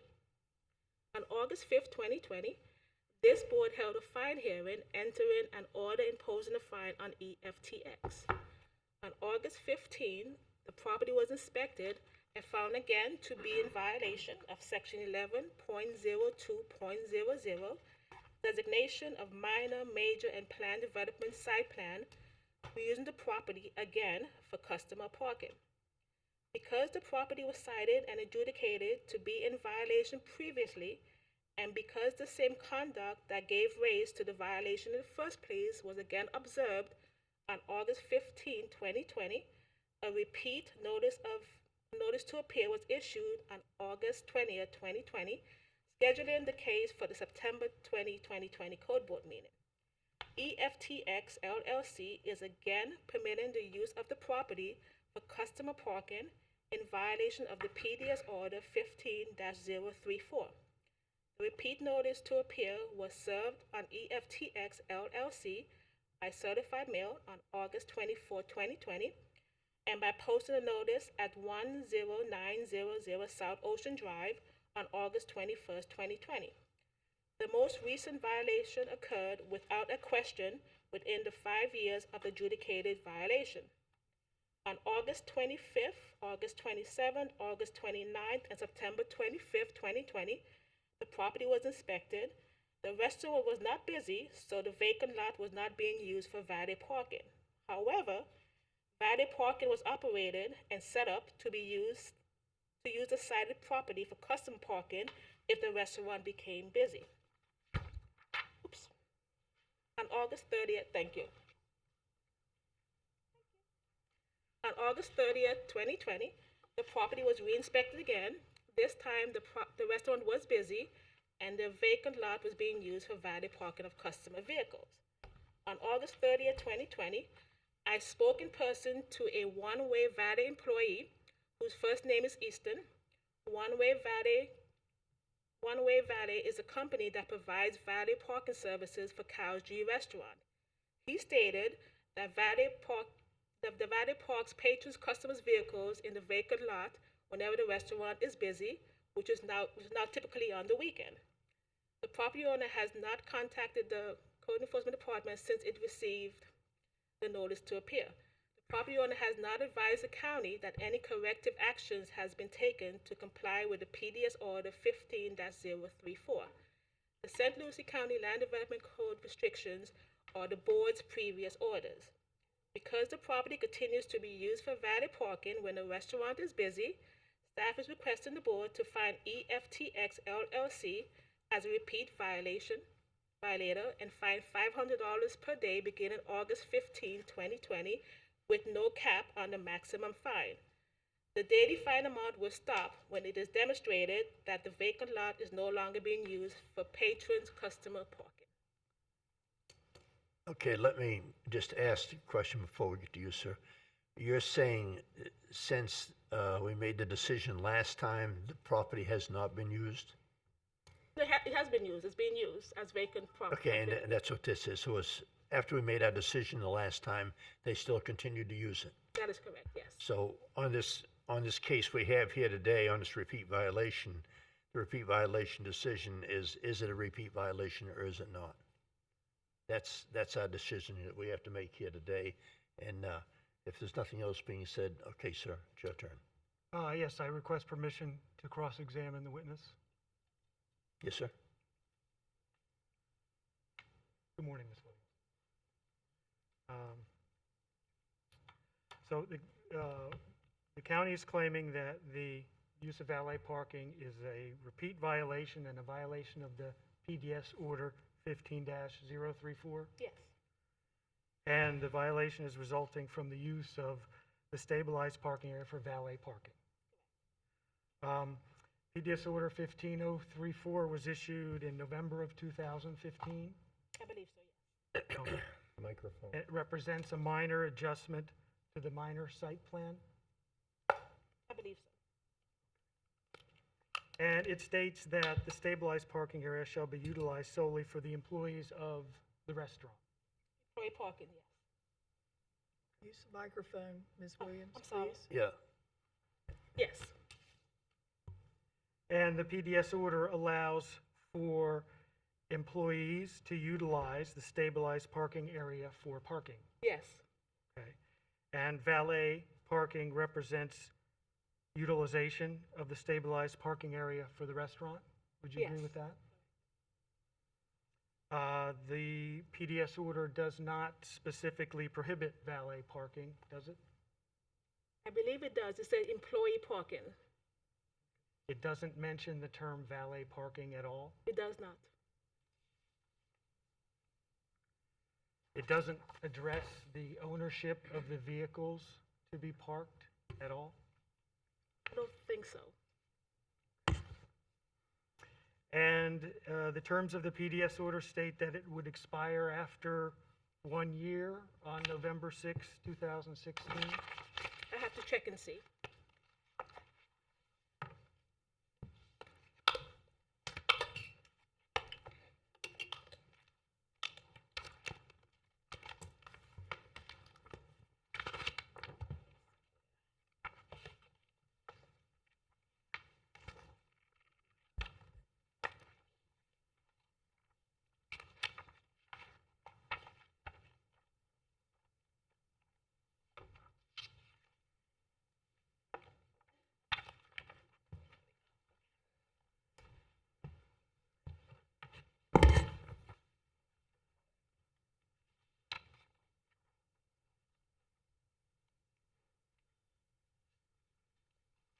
I don't think there's an expiration date.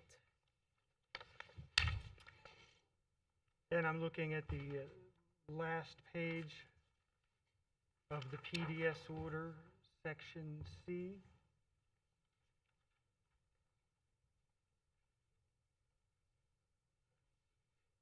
That is correct. Expires on November 6, 2016, unless a building permit is issued or an extension is granted in accordance with the provision of the Land Development Code, section 11.02.06. Okay. Do you know whether an extension was granted? I don't know, you have to ask the planning department. Have to ask who? The planning department. I don't know if he's here. That I don't know the answer to that. Do you know whether a building permit was issued? That is no. No building permit was issued? No building permit has been issued.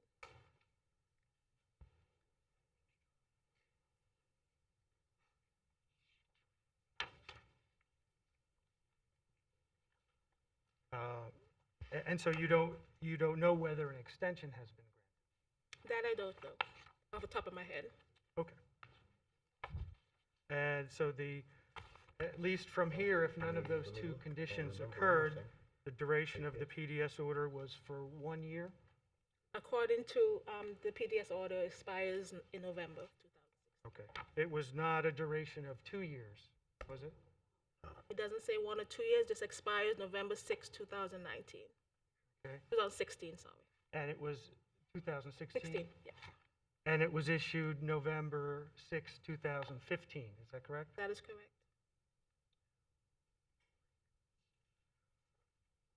And this is not a situation where you witnessed the customers parking their own vehicles? No. And so I tried to keep track of the times that you visited the property, and I have 11 times that you visited the property? I believe so, since the last meeting.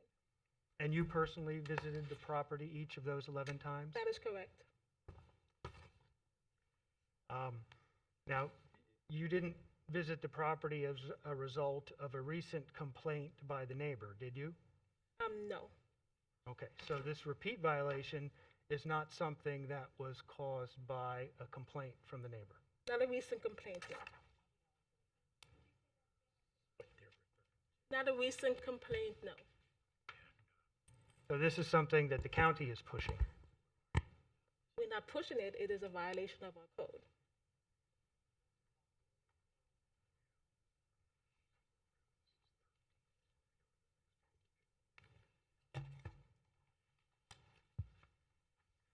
And so you testified that you spoke to a valet Yes. person? And on which occasion, on which date did that happen? It was August 30th, 2020.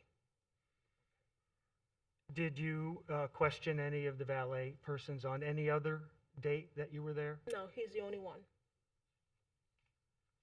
Okay, so August 30th was the only date that you questioned the valet. And when you questioned him, did you confirm ownership of the vehicle? Who owned the vehicle? No. And on the dates that you were there and did not question any valet, you did not confirm the ownership of the vehicle? No, but I knew that they was taking the customer's vehicle across the street and parking and retrieving. And that's evident in the video that you showed? The video and all the pictures that I'm presenting today. Is there any other evidence of that other than the video and the pictures that you showed? No.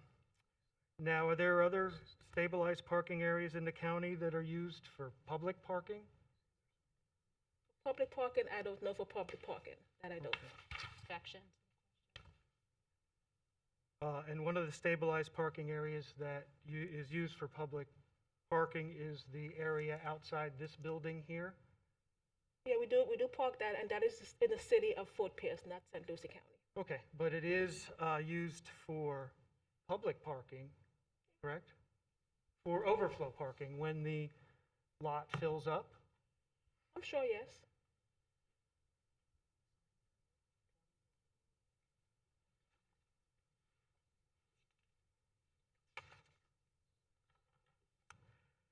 And so today, you were seeking a violation amount of $500 per violation Per day.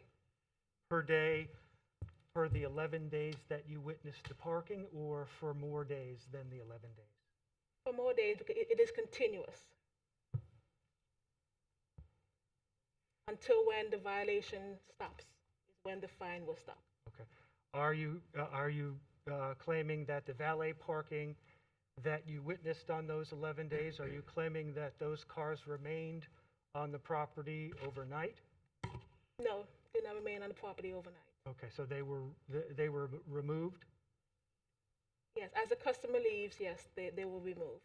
Okay, and so by your own testimony, you've been there at least one time where there was no violation in your mind? No, because there was a sign that was out there for valet parking, which assumes that if once you get busy, you will use the vacant lot to park the vehicles. It was set up to be that way, even though I didn't witness it being happening because it was not busy. I thought you testified that you were out there on one particular day and it wasn't busy and valet parking was not being used? No, there was a sign. It was set up to be used in case it does get busy. Okay. Valet parking sign was out there. So on that particular day, you did not witness any valet parking, you just witnessed a sign? Correct. And what day was that? It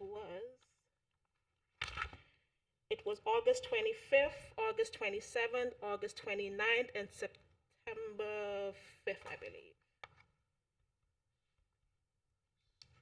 So September is that, 2nd. I'm sorry.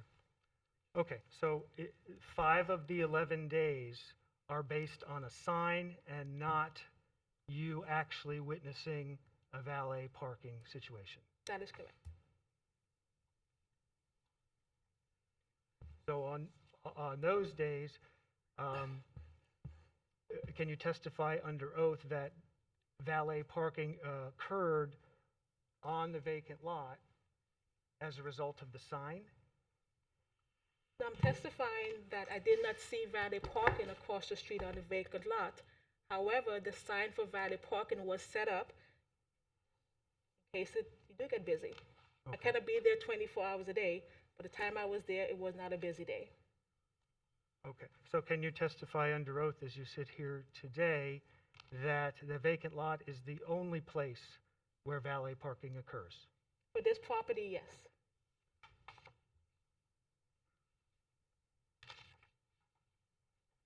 So you're testifying that none of the valet parking occurs on the restaurant complex next to the vacant lot? Yes.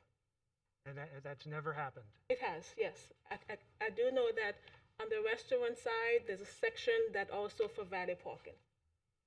Okay, so but you're testifying that because of the sign, you know that later on, valet parking occurred on the vacant lot and not the property next to the vacant lot. It is my testimony that once the valet parking on the restaurant side is filled, they're going to be used the vacant lot for overflow parking. That is my testimony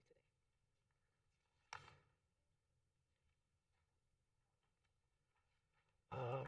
Do you know where all this fine money goes when it comes into the county? I believe the general fund.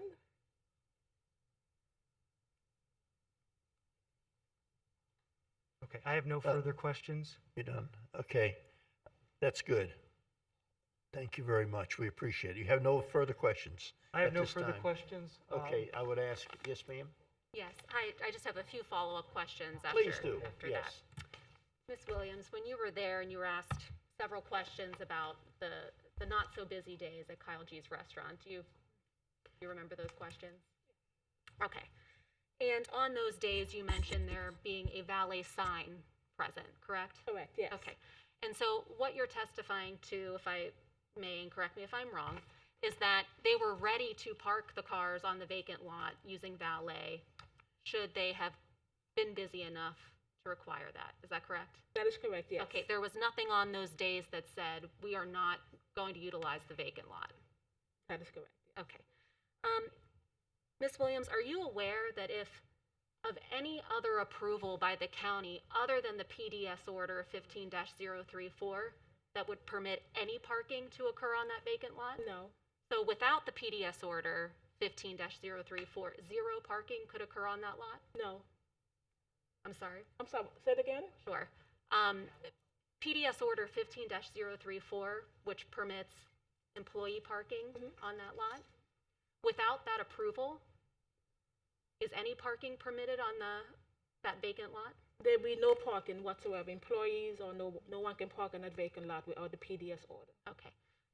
But as far as you know, the December 2017 order by this board finding a violation was based on a violation of PDS order 15-034, correct? Correct, yes. And that those same actions that constituted the 2017 violation are still occurring now and the basis of your issuance of the notice of repeat violation? Correct, yes.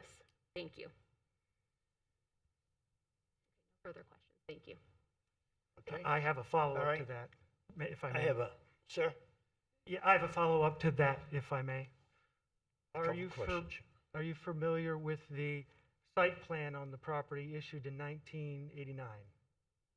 I don't think so, no. Okay. So would a site plan that was issued on the property govern parking in general? That I don't know. The site plan does provide for grass employee parking on that lot, does it not? The PDS order 15-034 allows employee parking on that lot. Okay, but you don't know The site- about the site plan. No, I do not. Okay. And if the site plan were to designate a spot there that said grass employee parking, would that change your testimony here today? I do not know. Speculation. No further questions. Okay, very good. Okay, thank you both very, very much. Nobody has anything else to say Well, I think. at this time. Mr. Green would like to talk. Okay, I just want to, Yes, and I'll be right with you, sir. And I just want to point out, after listening to this and seeing this, and just at this time seeing the pictures that we've seen, and seeing the fact that I think that blatantly has been used as what we have since the violation occurred before, it seems very, very clear to me what I've seen here and the evidence that has been put forth by this gentleman and also by staff.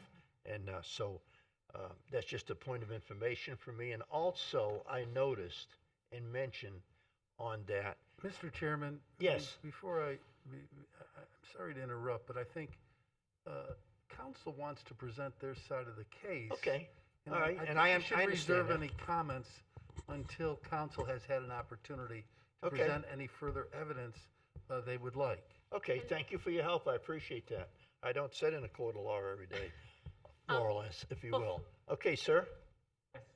Yes, I would just like to present Mr. Kyle Green. Hold on, to make a few Ralph. Mr. Chairman, you have to ask, first of all, ask the county if they've concluded presenting their side of the I case. think I, And did then, you and then you conclude? would go, N- well, they no. finished with that witness, but they may have additional evidence. You really want to give them an opportunity to present their case, then give the counsel for the other side an opportunity to present their case. Right. I'm trying to give everybody time to do it, but I'm just not really sure the area. But is there anything else that you have? Yes. I would like to ask Mr. Harvey, the building official, a few questions. It won't take very long, but I want to make sure that Mr. You wanna Hibbard do gets a that chance before- to ask questions. Before we get to this, would you like to ask him first? Yes, I Okay. would. He's available here in just a moment. We'll be right with you, sir. Yes, sir. And will you please use the microphone so that we can Sorry. hear? Yeah, I'm sorry. I know we have the apologize. mask on, and it's very, very difficult to. Mr. Harvey, could you please state your name for the record? Yes, Douglas Harvey, building official, St. Lucie County. Thank you. You heard questioning related to the issuance of building permits for the vacant lot at issue Yes, ma'am. today. Could you please tell me if there have been any building permits issued since November of 2015 for the vacant lot? Can you tell me what the specific address is for that vacant lot? When we issue a building permit, we issue a building permit to a property or to an address? So Well, the vacant lot is the lot next to 10867 Highway A1A, I believe.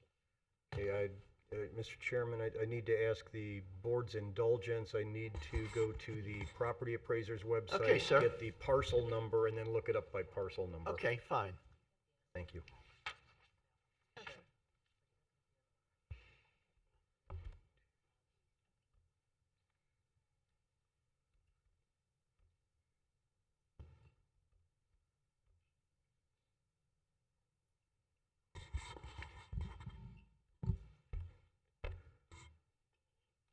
Excuse me, I need to step out here for just a minute. Miss Monahan, would you take over? I'm going to the restroom. Yes, sir.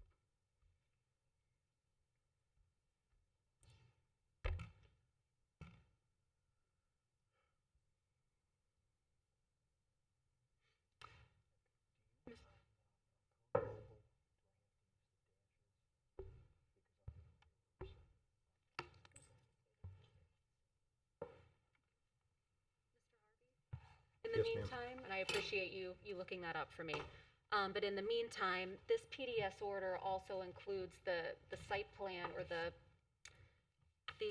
site plan which includes the Kyle G's restaurant site. Do Yes, you ma'am. recall if building permits were issued for the Kyle G's restaurant property that is located across the street, which is included in this site plan that was modified by PDS order 15-034? We do have permits in the system for the 10900 South Ocean And that- Boulevard property. And that would be the restaurant property, correct? To the best of my knowledge, yes, that would be on the east side of the road. Okay, and that property is owned by EFTX as well?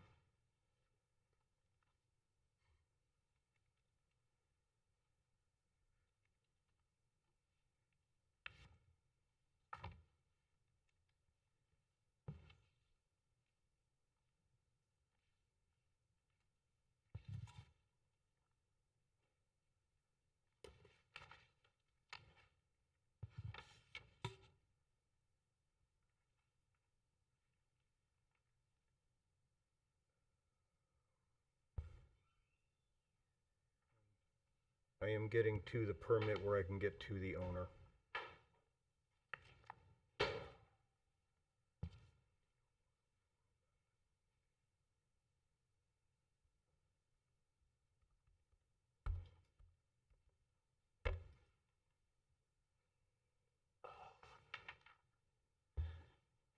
Ma'am. Yes, sir.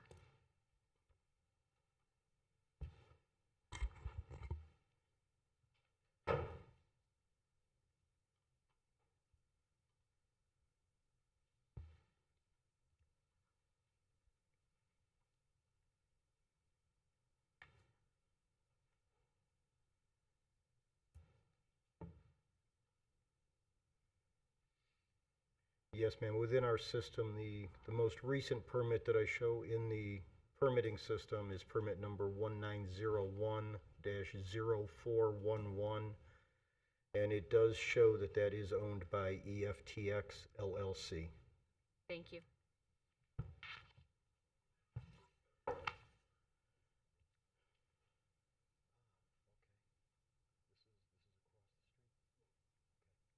And it's your testimony that there have been building permits issued after November of 2015 for this property?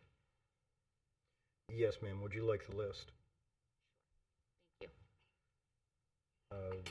We show a permit in August of 2017, number 1708-05, 0315, which was for roofing work. We have permit number 1712-0034, which would indicate December of 2017 for a business zoning compliance. Then we have permit 1804-0386, which would be April of 2018 for a ground-mounted sign.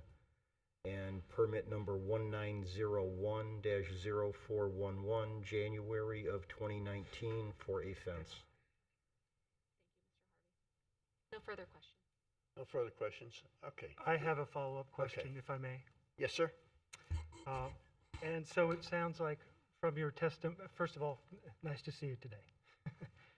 Sounds like from your testimony that there were no building permits issued between November 6, 2015 and November 6, 2016. Is that correct?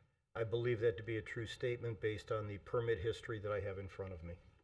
I have no further questions. All right. Okay, sir. It's your turn. Thank you, everyone. Good morning. My name is Kyle Green, owner of Kyle G's Prime Seafood and Steaks. Clearly the culprit in all of this. So thank you for your time and letting me speak. How many of the folks in this room are familiar with this property's history as far as the lineage of restaurants that was there? Does anybody remember before me or even Pietro's? It was a restaurant called, do you guys mind if I take this off to speak microphone? Please. Go ahead. It was a It'll restaurant. Be easier. I'm sorry? I said it'll be easier. Thank you. Back to when I can remember, it was a restaurant called Rotties. It was called Rotties. Rotties. And to my recollection, it was open from 1999 to 2004 when Hurricanes Jean and Francis pretty much closed it down with whatever wear and tear, and the current owners closed it down. I remember because I worked there as a line cook the last year was open, from roughly December of 2003 to whenever the hurricanes came through, July or August 2004. And at that time, guess where I parked as a line cook? In the vacant lot. Rotties had valet. Guess where they overflow parked? In the vacant lot. After it closed, that building sat empty for 9 years. When Mr. Eustace bought it, if I recall correctly, December 27th of 2012. He got it back up to operating order and let Pietro lease it from him. I remember because I opened it day one as Pietro's executive chef. That was in July of 2013. I was with Pietro up until April or May of 2015, in which, excuse me, in which I left, and he successfully became slower and slower. I know because I have the financials he reported, so I could make my business model when I was able to take over the restaurant. So I guess what I'm getting at is from what I can ascertain is in 2015 there was an order to say there needed to be a fence or some shrubbery put up for privacy for the neighbors, which my landlord complied with. And the next notice we got was it November or December of 2017?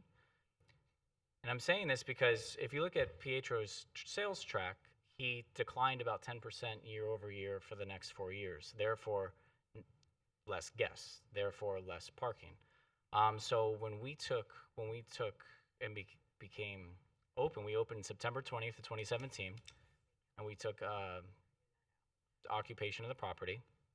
Well, we started to run a slightly better business, and we became busier. So then the complaints vamped back up again from the neighbor behind us, I presume, because we started to use it. We have more employees. I have 200 employees between the two restaurants now. So I have, on a Saturday, on any given time, I can have maybe 80 people on staff that are going to park. That's 80 cars in that lot, okay?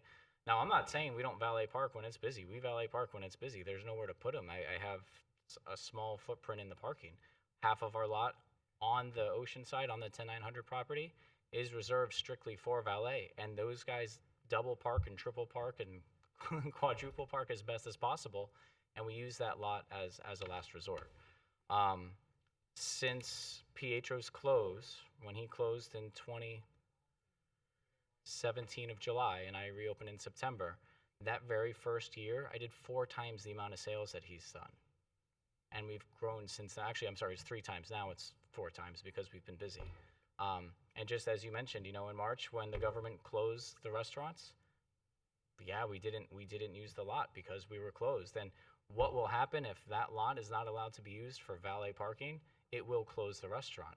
We already have enough issues with COVID and distancing, and up until recently the capacity limits.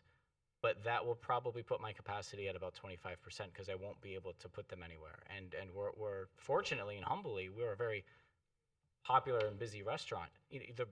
Looking at the building permits, we didn't add anything. We didn't make the restaurant bigger. The seats didn't increase. The deck didn't get bigger. The roofing permit was to take skylights out and make it one solid roof because they were leaking and they were raining into the building, causing mold growing in the carpet that Pietro never fixed. So when we reopened, we wanted to have a solid roof. That's what the roofing permit was for. So I guess there's a whole litany of legal stuff that everyone's going through, and it's been 3 years. Ms. Monahan, you're 100% right. It's 3 years. It's time to wrap it up. I agree. And I don't know where that, I just leased the building from Pietro, or I'm sorry, from Mr. Eustace and EFTX LLC. So, I'm not getting fined, so it is what it is. However, it will put 200 people out of work because that's the gravity of it. We try to park in the Galleria across the street and fill that up first before we go into the lot. Ma'am, with your pictures, talk about the valet sign. Take a note at which arrow that valet sign points to. It doesn't point to the empty lot. We're not pulling people up at the empty lot, taking their car, and then having them walk across the street. It points to the restaurant, to the drive up. Anyone who's been there, there's the drive up and then the ramp. The valet greets you right there. You go up the ramp. They take the car. I pay that valet company. Therefore, they do what I tell them to do and act as agents or They park it employees. across the street on the lot, right? As a last resort, yes, sir. I'm not going to argue that. They I want do. to You ask have you, videos, you yeah, have and pictures. I'm not, I know you're speaking, and I'm sure you have more to say and all that, but I just No, it's want to, I want to ask this question. Yes. The question is, and you've been there since 2015, 16, you said? I opened in September of 2017. 2017. In the beginning of all of this, if you opened in 2017, why did you, maybe it was not you, why wasn't it suggested to get with the county and look and see, rather than just, is this blatantly not trying to do anything and just using it and letting the county do, I understand. fine you? I understand. This probably shouldn't be. This whole thing should probably not have happened. Agreed. But I think from the beginning, from what I think the board here is hearing, and the information we're getting from the attorney, and from staff and such as that, something starts just a little tiny thing. Of course. And all of a sudden, it starts to fester because nobody addresses it and looks at it and sees that. Is that what happened here? Do you think? To a degree, but I don't think in that particular context. So from my point of view, and this is the only way that I feel I can Okay, answer that's it, all right. is I wasn't aware that I got this far. Mr. Eustace kind of doesn't. He keeps his cards close to the vest, so to speak. So I know that I was asked to do a deposition a year and a half, 2 years ago, maybe at this point, and that was really the last I had heard of it up until notice for the hearing of the last month when we came and left. And that was the first time I had really heard about the fine and the severity of it. I thought it kind of got lost in limbo or was going away. So for me as a restaurant operator standpoint, and that's really kind of how I wanted to address the board as a third party here, so to speak. Obviously, I don't want my landlord to get hundreds of thousands of dollars of fines, but at the same time, I didn't realize the severity or the gravity of it, because the complaints and the fines are with EFTX LLC, not KG Restaurants LLC. So Bob doesn't share a lot of that information with me, which Mr. Eustace. Sorry. So I can tell you that I have reached out to two of our neighbors since the last meeting, and I've presented a proposal for one to allow their parking, the Windmill Village property next door, but it's a grass lot. So I don't know. I mean, are we gonna get in trouble for that next Well, month when I remedy the situation I and put think it if in you another ask the grass right lot? question, and I'm not in the county, we're just volunteer people here trying to Right. use common sense in what we hear, people tell us. That's all we have is what's in front of us. And like this in front of us today about the repeat violation, we're sitting here, we're saying, well, either, it could be or it could not be. But the other thing is listening to all of you going back this far, and all of a sudden, here we are with this, and you're here today, and thank goodness, thank you for coming. Thank But you you're for having here me. today to give us information and support things that possibly the attorney didn't share with us, or maybe it was not the right time, or whatever it might have been. And I'm sure he's doing a good job. However, we have a job here to do, and we don't want to fine people. The board is not here to see how much we can fine, or the county doesn't want to fine a lot of people. Everybody wants to get along, but with it the way it is today, this is a very difficult situation, and it should never have gotten this far, and it is here. So, with it being here, it's going to have to be just like the fine that on the last case, that amount of money, it was brought before us, and we had to make a decision to do something, and then we sit back and say, okay, blatantly in my mind, and I'm just telling you what I see, and you people can listen. From the pictures that I saw, a continuation right on after the fine was done, you people were still using it. And we're sitting here saying, well, gee whiz, what in the world is going on here? So it has to stop, I guess, with you folks somewhere.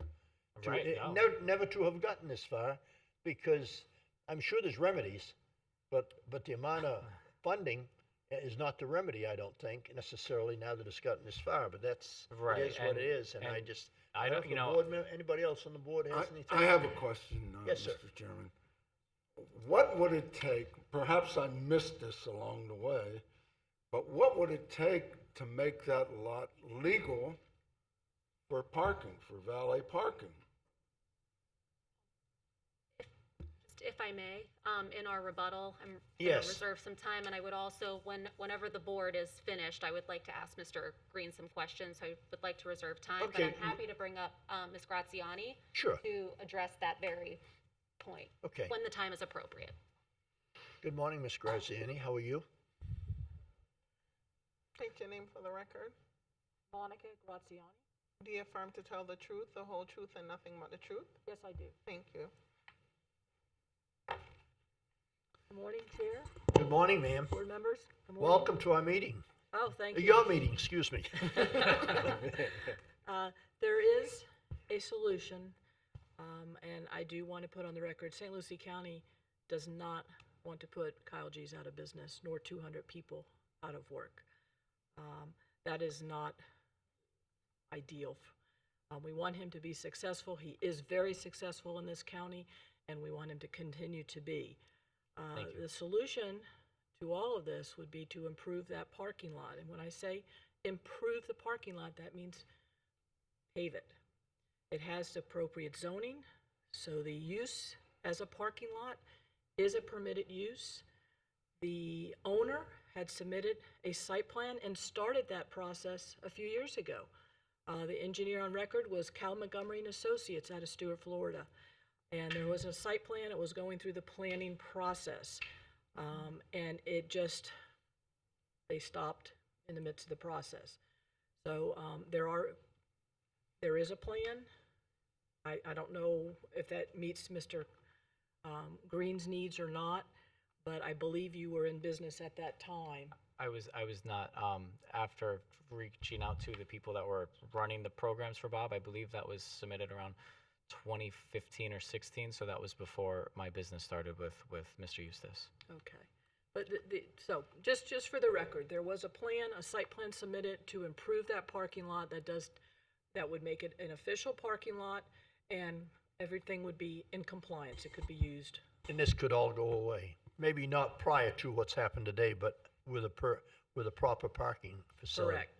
Okay, and is that owned, if I may ask, is that property owned not by you?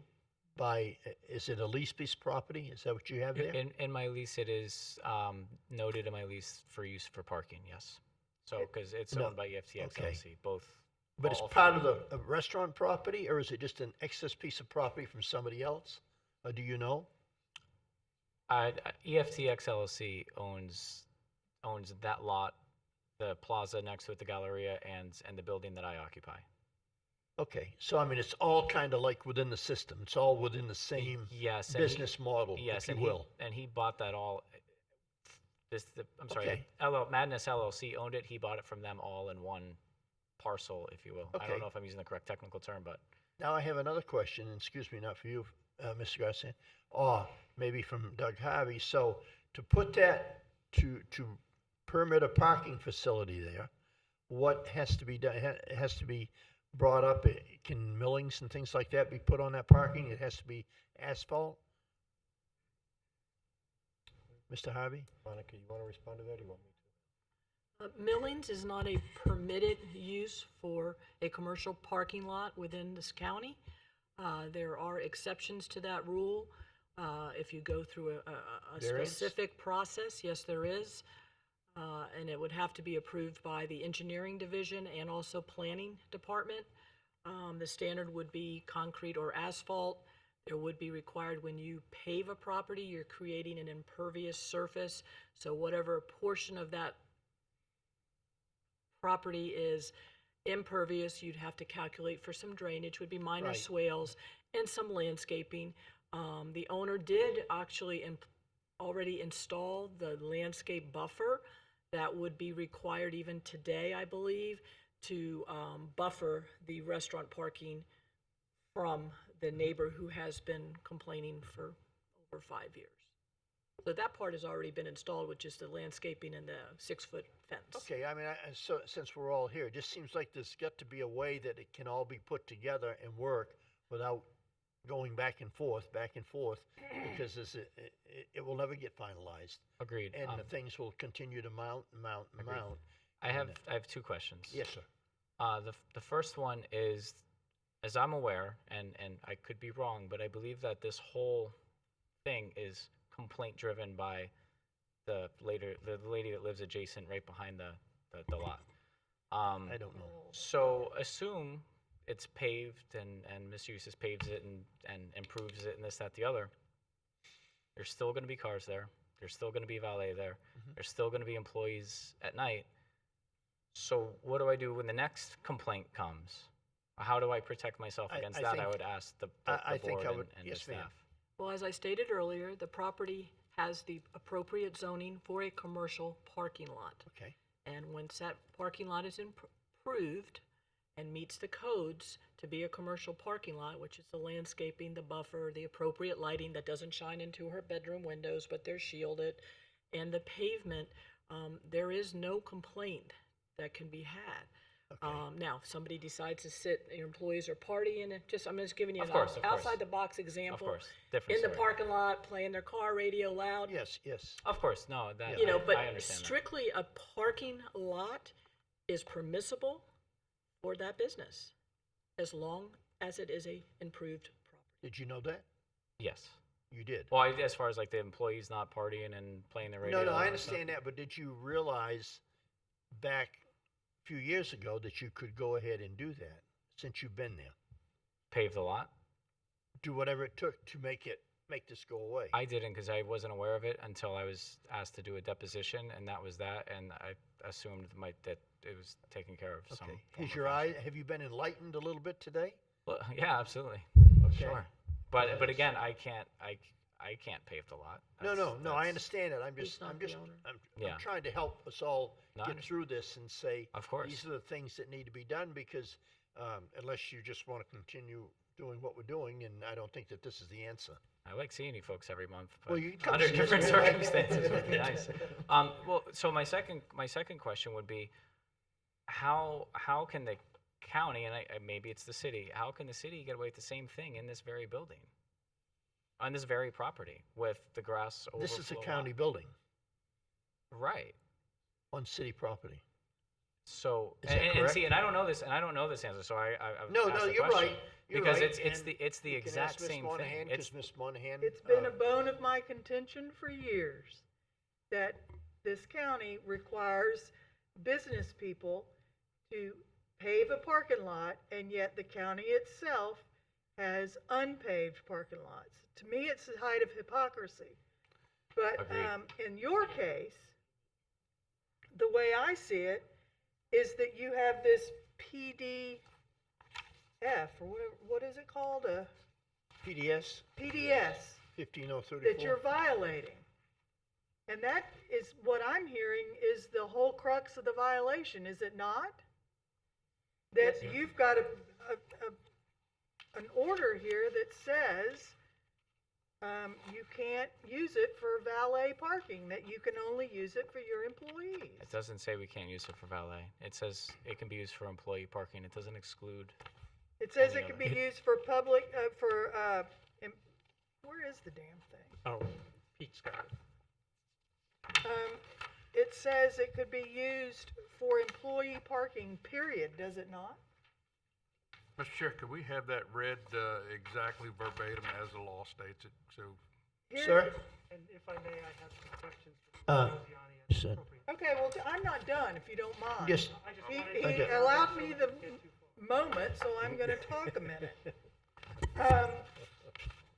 It says right here, PDS order 15-034. And it goes through some history, and over here it says,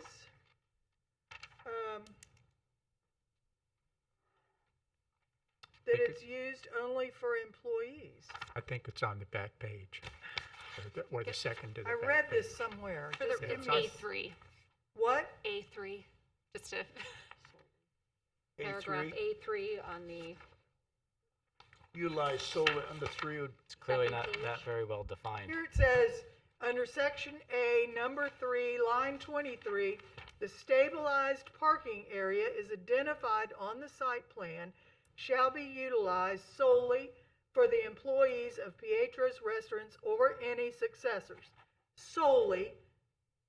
The valet is part of the restaurant, and they are It using says it for it the shall be restaurant's used benefit. solely for the employees. Now, I'm not an attorney, but I've certainly been around this world a long time, and my legal experience is when a plan says it shall be used solely for the employees, that pretty well sums it up. They're in their scope of work, the valet company, parking cars. Excuse me? They're Oh, well, in their now, see, scope of now work. you're going into, History. Ms. you're Monahan, going into a legal argument. I'm not fit to argue with it. could you read that one more time? But I'm you- sorry. but you are arguing So with the it. words Hold on, aren't. hold on a Okay. minute, Go ahead.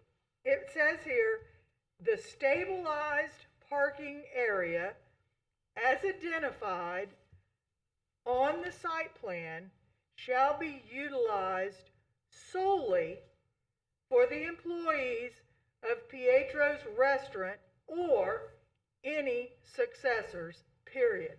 Solely for. I'm sorry? The word for, solely for, not solely by. It right? shall be utilized solely for Okay, the employees of Pietro's. okay. Good. All right, thank you. And I'm just saying, in my duty here as a citizen, that means that you can only use it, in my eyes, solely for the employees. Period. And am I Now, ex- whether who's an employee, I don't know. But it says the employees. Now, an employee to me would be the people who work in the restaurant, not people who, like the valets could certainly park their cars in the parking lot. They're employees. But a customer is not an employee. And for the valet, an employee to take a non-customer's car over there and park it, to me, is not solely an employee. Now, but I'm not a judge, I'm not a lawyer, and I think at some point in our world today, we have to use some common sense. And that to me is common sense. And I absolutely agree with you. When we come and sit on these boards, we're supposed to bring our life experiences with us and use them to the best of our ability. When you read that order says the use of the employees. It doesn't say anything. It's not implied. I think that the written intent is that it's employees only, period. There's nothing else to be said. You can't say, well, it's the employee driving somebody's car over there. That's not what it intends. I mean, we have to use our common sense and look at that. Furthermore, I don't understand why the guy that owns this, go back 3-4 years when all this started, why didn't he just follow through and pave the parking lot? And none of this he could have used that 70, whatever it was, we fined him to pave the parking lot. There you go. I don't know how much it Why are we costs to still pave a here? parking lot, but it would seem to me $77,000 would go a long way. Broad way towards it. Mr. Would it Pankos, not? I don't have that answer. I don't How know much it. does it cost to pave a parking lot like this? Ballpark? Does Probably anybody a couple know? 100,000 anyway. It's Huh? more than that. Probably at least But a anyway, couple 100,000. Well, but Yeah. anyway, So, moving along here as we're going, I know that you wanted to speak and also, but I think you also wanted to speak with you wanted to question? I have questions for Is this- Mr. Green and also a Okay, follow-up is for it, Ms. is this Graziani. okay, this is a proper time for you to do that, correct? Sure, I'll start with Maybe for Mr. Ms. Green. Graziani, but I'd like to cross her before we start on another. I believe we Well, should Mr. finish Green's Mr. Green first, right? Okay, Okay. all right, with Mr. Green, okay, go ahead. Thank you. Good morning. Good morning, Mr. Green, or almost afternoon. Okay, so you testified about the history of parking on this vacant lot. Do you recall that testimony? Yes. So, and you were an employee of Roddy's? Yes. And during what time frame was that? This was about November, December. I started of 2003 up until the Hurricane Jean and Francis. So it was June or July. September of 2004. of 4. Okay, and what was your position at Roddy's at that time? I was a line cook. Okay. Were you aware that in January of 2005 that there was a code enforcement proceeding against At that that- restaurant for n- using the vacant lot for parking? No, I was not aware of that because it had closed, and I was working elsewhere. I lived down in Palm Beach at the time. So, but I know that the restaurant closed and never reopened from September 2004 until when we opened as a restaurant in July of 2013. Okay, but as you sit here today, you don't know whether or not you were actually permitted by the county code to park your employee car in that vacant lot while you were a line cook at Roddy's. Per the code, no, but I would think that someone in the code enforcement would have enforced it the last 17 years. Well, they Minus, would have minus used the the code 9 that it was closed. Right, but you weren't aware of the January 5th, 2005 Code Enforcement Board order against Roddy's for the use of that parking lot related to parking in the vacant lot. No, that was well before my time having to get involved with all this. So, to Okay, answer but your you question, weren't aware. correct. Okay. In 2015, when it was Pietro's Restaurant, you were also employed at Pietro's Restaurant, correct? Yes, What was your position then? I was the executive chef. Okay, and were you Oh, aware of a? Go Excuse ahead. me, I was not there 2015. I left of April of 2014. Okay. My so- apologies. That's okay. Thank you for clarifying. Were you aware that in 2015, a notice of violation was issued by the county to EFTX for a violation of the code related to parking in the vacant lot? No, I was not. Okay, are you aware that the PDS order 15-034, which we are discussing here today, was entered into between the county and EFTX as a settlement of the 2015 notice of code violation?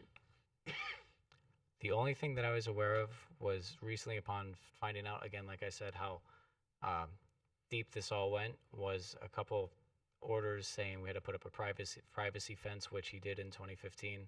And then when we got busy in 2017 around the holidays was when the complaint came. And that was the first thing that I was able to find about parking. Okay. So are you aware that the landscaping and shadow box fence that went up that you just referred to in the vacant lot was put in there pursuant to PDS order 15-034? If that's the one that occurred in 2015, then yes, But again, I didn't know, obviously know it then. I found out recently. Okay. And then now the 2017, December 2017 order by this board finding that the parking of vehicles other than employee-owned vehicles in the vacant lot is a violation of PDS Order 15-034. Were you aware of that order? I understand that's how it's been interpreted. And that's, I believe, what Mr. Eustace's counsel has been arguing, that the interpretation of that. So I understand that that happens, but I don't know that it's been recognized as that's what it is. And I'm not trying to argue, I'm just saying that's, I think, what's happening. Okay, but were you told by EFTX or Mr. Eustace that in December of 2017, this board entered an order making a specific finding that valet parking would need to cease and desist by February 8th, 2018? I was not aware of that, no. Okay, so no one from EFTX LLC told you about this board's order?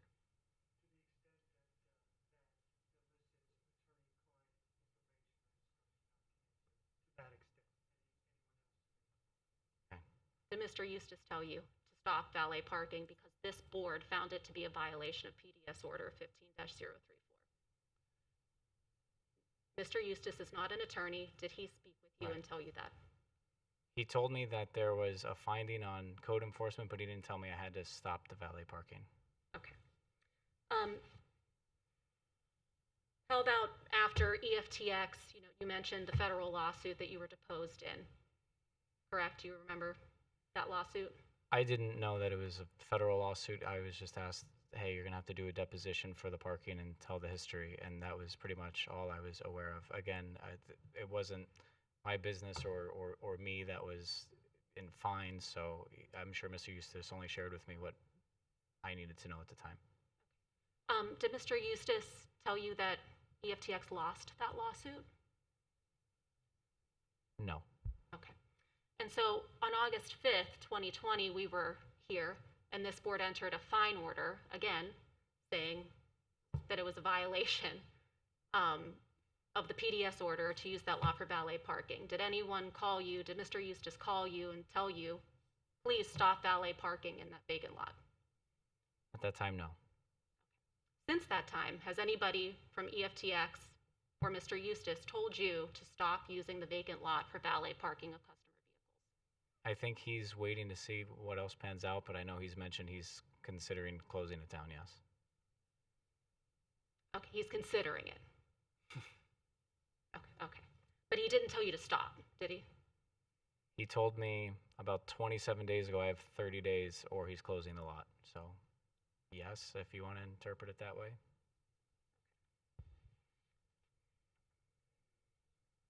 Which, 1,300 people in St. Lucie County lost their hospitality jobs due to coronavirus. We're going to add 200 more over parking. So, excuse me, may I interrupt you? And this is probably not the right thing. So the way you answer that question, as I take it, like, we're the villains here in all of this. And I got to tell you, you can go on, you guys can go on and you have your attorney and doing all of this, and we're trying to be fair with this and make a decision, but the blame from the verbiage you just said, I feel like comes back to, here we are, we're the villains, and we're going to put all these people out of work. Where were you people in the beginning? When it started, where were you then? And we wouldn't be here today. So don't come here and tell us, like, we're the people that are at fault, because all we're trying to do is help you people, and you don't seem to understand it. And you could have helped yourselves back in 17, 18, 19, any of that, but you continue to keep using it, and I just don't quite get it. I understand, sir. Thank you. And respectfully, the lot hasn't been used any differently since the prior two restaurants. Okay. And so I guess that, and even the county board here, and I know it's different rules written, but that was my only point that I wanted to. Okay, thank you. So I did not mean it like that. And I understand you're in the middle, which at this point is a terrible place to be. I don't want to. No, go ahead. Go ahead, I'm sorry. Go No, ahead. I was- please I don't apologize. I just didn't want to cut anybody else off. Well, I can't tell with the apologize, masks. But I mean, I just, as chairman, I have a situation here that I have to protect my people here also, and I just feel, Okay. Mr. Green, were you asked by Mr. Eustace to appear today? No, Who asked you to appear here today? no one. How did you become aware of this proceeding?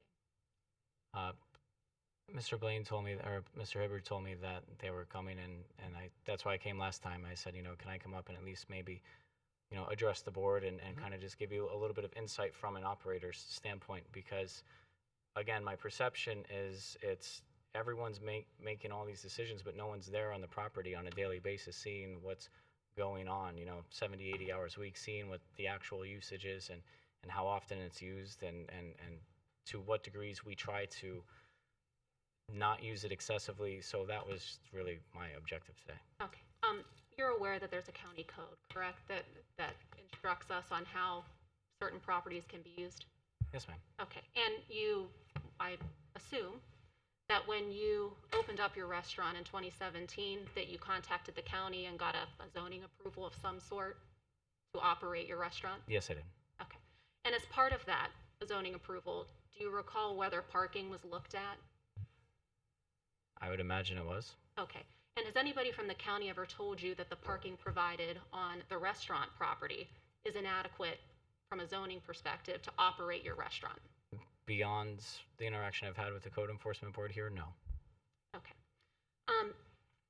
Are you aware that after the 2017 order by this board finding the vacant lot in violation of the code, that council, Mr. Hibbard, filed 2 motions to continue the fine hearing, citing to a site plan that had been submitted? I'm not aware of that. Okay, you're not aware of any site plan that was submitted by EFTX to the county to improve the lot so that it could be used as a commercial parking lot?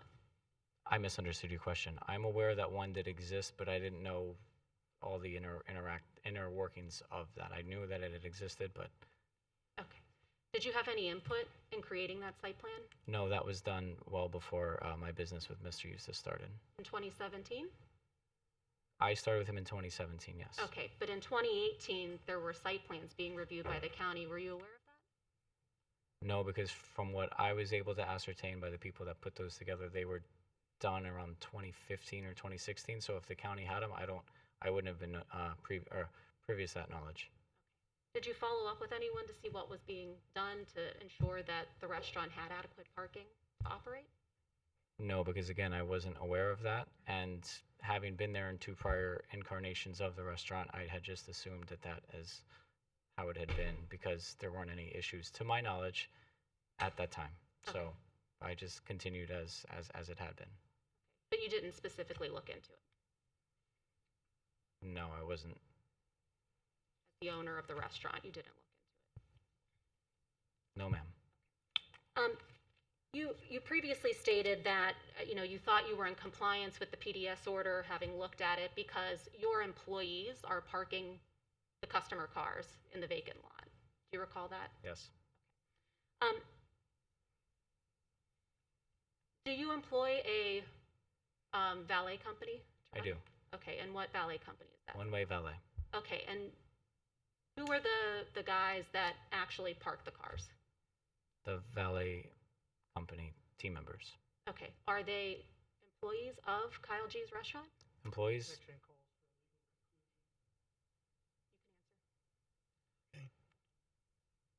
Yes, and they don't get their W-2 from us, obviously, but I contract them, so they are essentially contractors working for the company. So, Okay, do you recall when I deposed you on May 8th, 2019? I remember the deposition, yes. Okay, and do you recall that I asked you whether or not the valet operators that were on site were employees of your restaurant? I don't recall that specific question, but I'm assuming we had a conversation like that. I don't have the transcripts in front of me, but I'm sure you asked that question. Okay, and do you recall testifying then that they were employees of One Way Valet, they were not employees of the restaurant? Yes.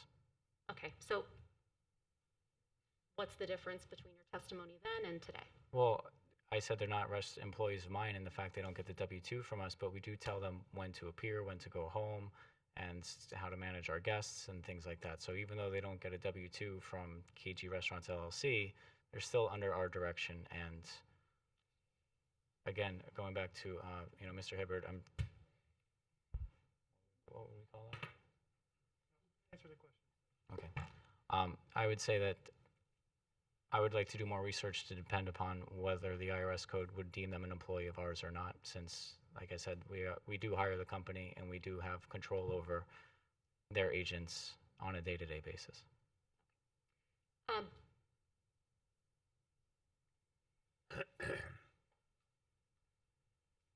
As you sit here today, do you have any other valet plans so that you will stop using the vacant lot for valet parking of your customer patron vehicles? I'm working on some, yes. But as you sit here today, you don't have any plans? Have any executed? No, but I have made progress since the last meeting, since I realized how severe it was, to try to make a remedy. It just hasn't come to fruition yet, but I'm working on it. And that's on my own accord outside of the FTX and Mr. Eustace, because obviously I want to try to keep my business open as well as handle the code enforcement issues and allow everyone to sort out what is and isn't the final determination, so to speak. All right, thank you, Mr. Green. Thank you. I have one question or two for Mr. Green.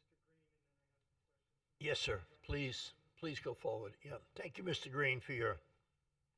Yes, thank you all for your time. Sorry to get a little. No, it's okay. Thoughts, things. No, it's my no. Okay. It's a touchy subject. Thank you. All right. Thank you.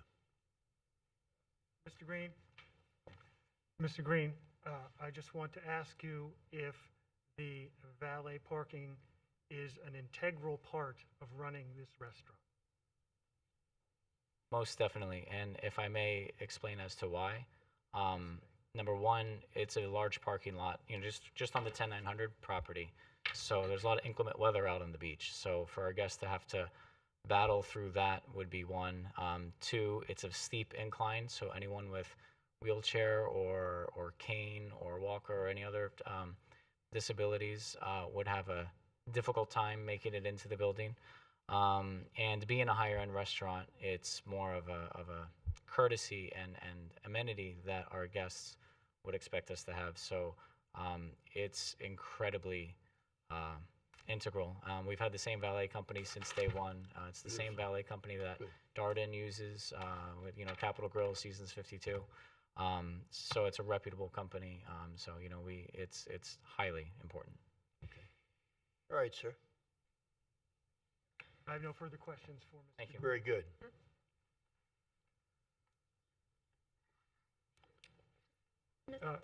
Mr. Hibbert, just before you start, can we get just one question for Ms. Graziani? If she could just state her title for the record. I don't believe we got that before. Monica Graziani, Building and Code Regulation Manager. Okay, thank you. That's it. I just wanted to make sure the record was clear. Good morning, Ms. Graziani. Good morning. We heard mention of the 2005 code violation. Are you familiar with that? No.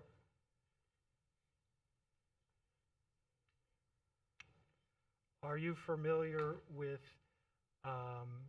any violation prior to 2015 that was a violation for valet parking? No.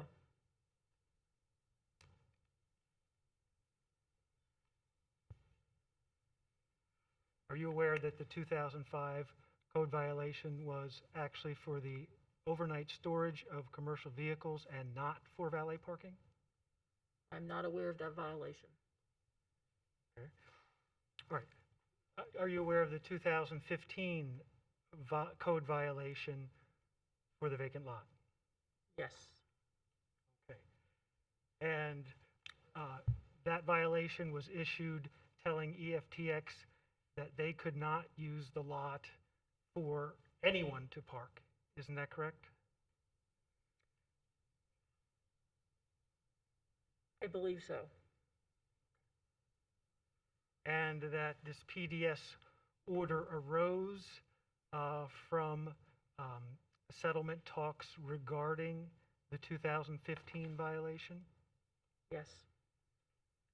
And as a part of that PDS order, EFTX was required to put up some landscaping and also a wood fence. I believe that is correct.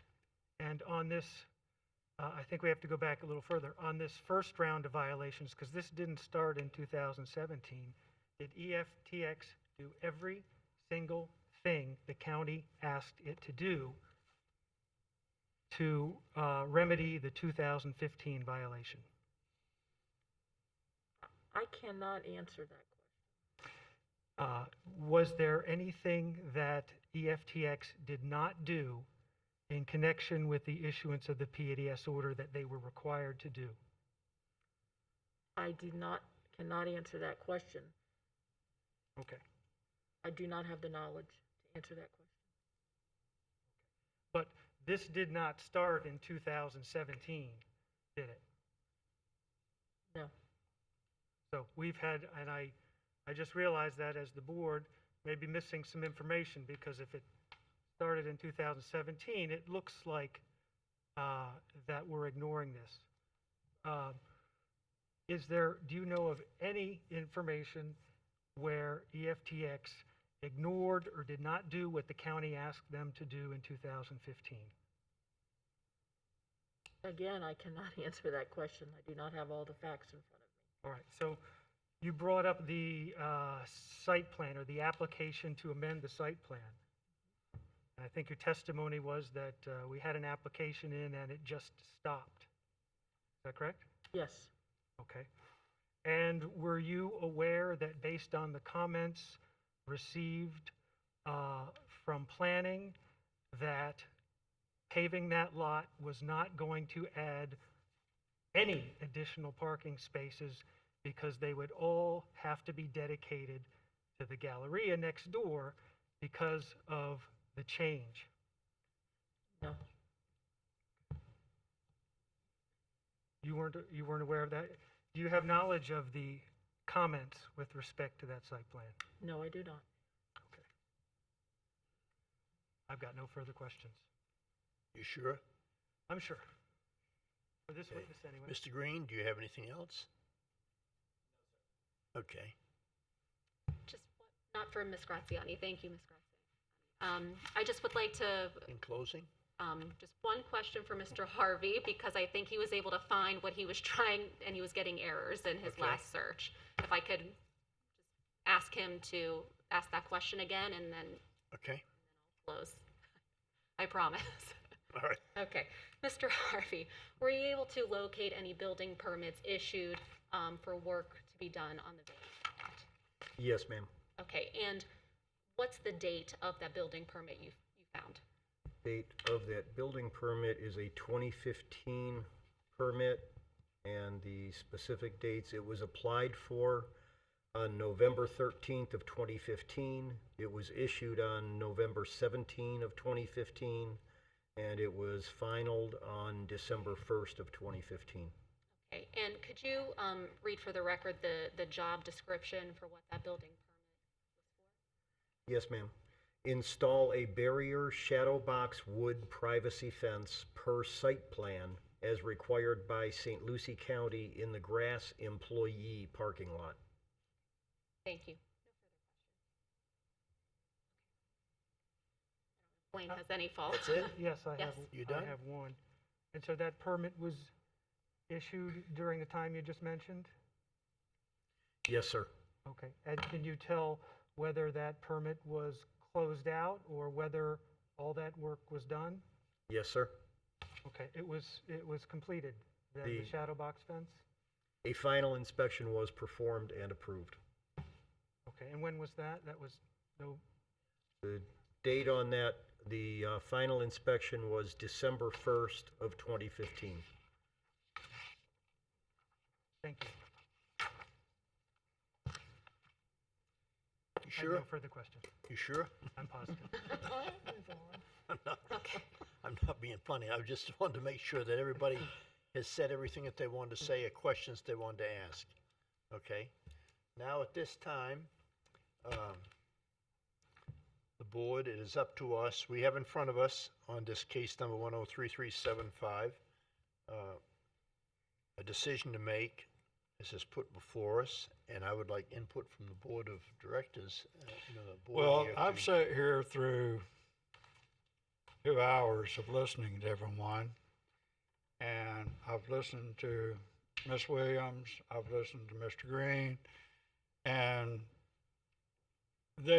it's pretty much, it's a repeat violation, okay, because they both admitted that the violation did occur. The question is, did it occur every single day? That's what sits in the back of my mind. There's testimony that on days that the restaurant wasn't busy, they weren't using it. So I'm perplexed as to say how many days. Well, whether we say days, okay. I'm not trying to put anything into your thing, but, so let's hear from somebody else. Mr. Taylor? Really nothing to add. You have nothing to add? I have a question. And I have the same question that you have that I'm going to be concerned with is if in fact there is a violation, how you can make a daily fine if that were the way one were to be crafted. But to me, the issue for us, we try to solve everybody's problem, but the issue to us boils down to a PDS order that either was or was not complied with, and that is black and white as to whether it was. And I'd asked Ms. Monahan to read the exact wording again. For me, in my mind, was that order violated or was it not? And 2 words could have changed that. We talked a lot about as parking shall be used solely by employees had a different meaning than for employees. And if I heard you right, you read the PDF, the order read that the parking was solely for employees. Is that not what you read back? That is correct, solely for the employees. So those I'd 2 be words. happy to bring a copy down there to you. So we've talked back and forth, but those 2 words is kind of used loosely to me, but the word for is what's in print. To me, that creates a violation in my mind. I just wanted to just throw that out there for the rest of the board. Solely for solely the for. employees. So to me, that meant for the employees, not necessarily by the employees. For would be, to me, and That's that a was the valid intention. point in my So- mind. So to me, that creates a violation. And so the thing that I would like some other input from maybe our Right, attorneys that's, is, I'm should gonna, a fine be imposed? I how want that to should speak be to done. all the employee, Pete, would you like to, sir? I'd just like to say that the solution to this is to fix and pave the parking lot. Get this thing off the books and get it out of here. That's the answer, not bickering back and forth as to whether you can park or not park. It's a violation. Fix the parking lot. End this stuff, please. Okay, but the question before us, you know what you have in front of us, and I'm just going to each board member so that they'll. Mr. Pancoast? It's a clear violation. The video supports it, the testimony supports it. It's a repeat violation. We've already found him guilty of the same facts, so there's no argument there. Man,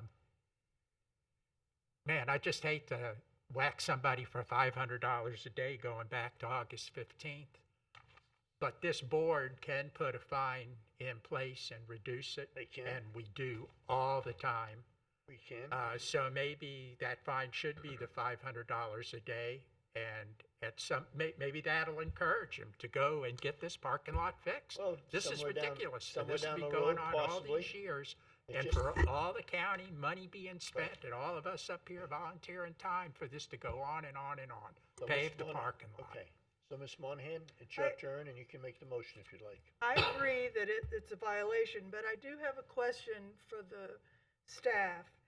I'm just curious, if you if you have a restaurant on the beach and it's been there for, I don't know, 20 years, surely it's had a permit to be built. When they built this restaurant and they assigned a certain amount of parking, is that not adequate? Has somebody where along the line increased the restaurant? Why is there all of a sudden, after 20 years, not enough parking there? I'm just curious. Does anybody know?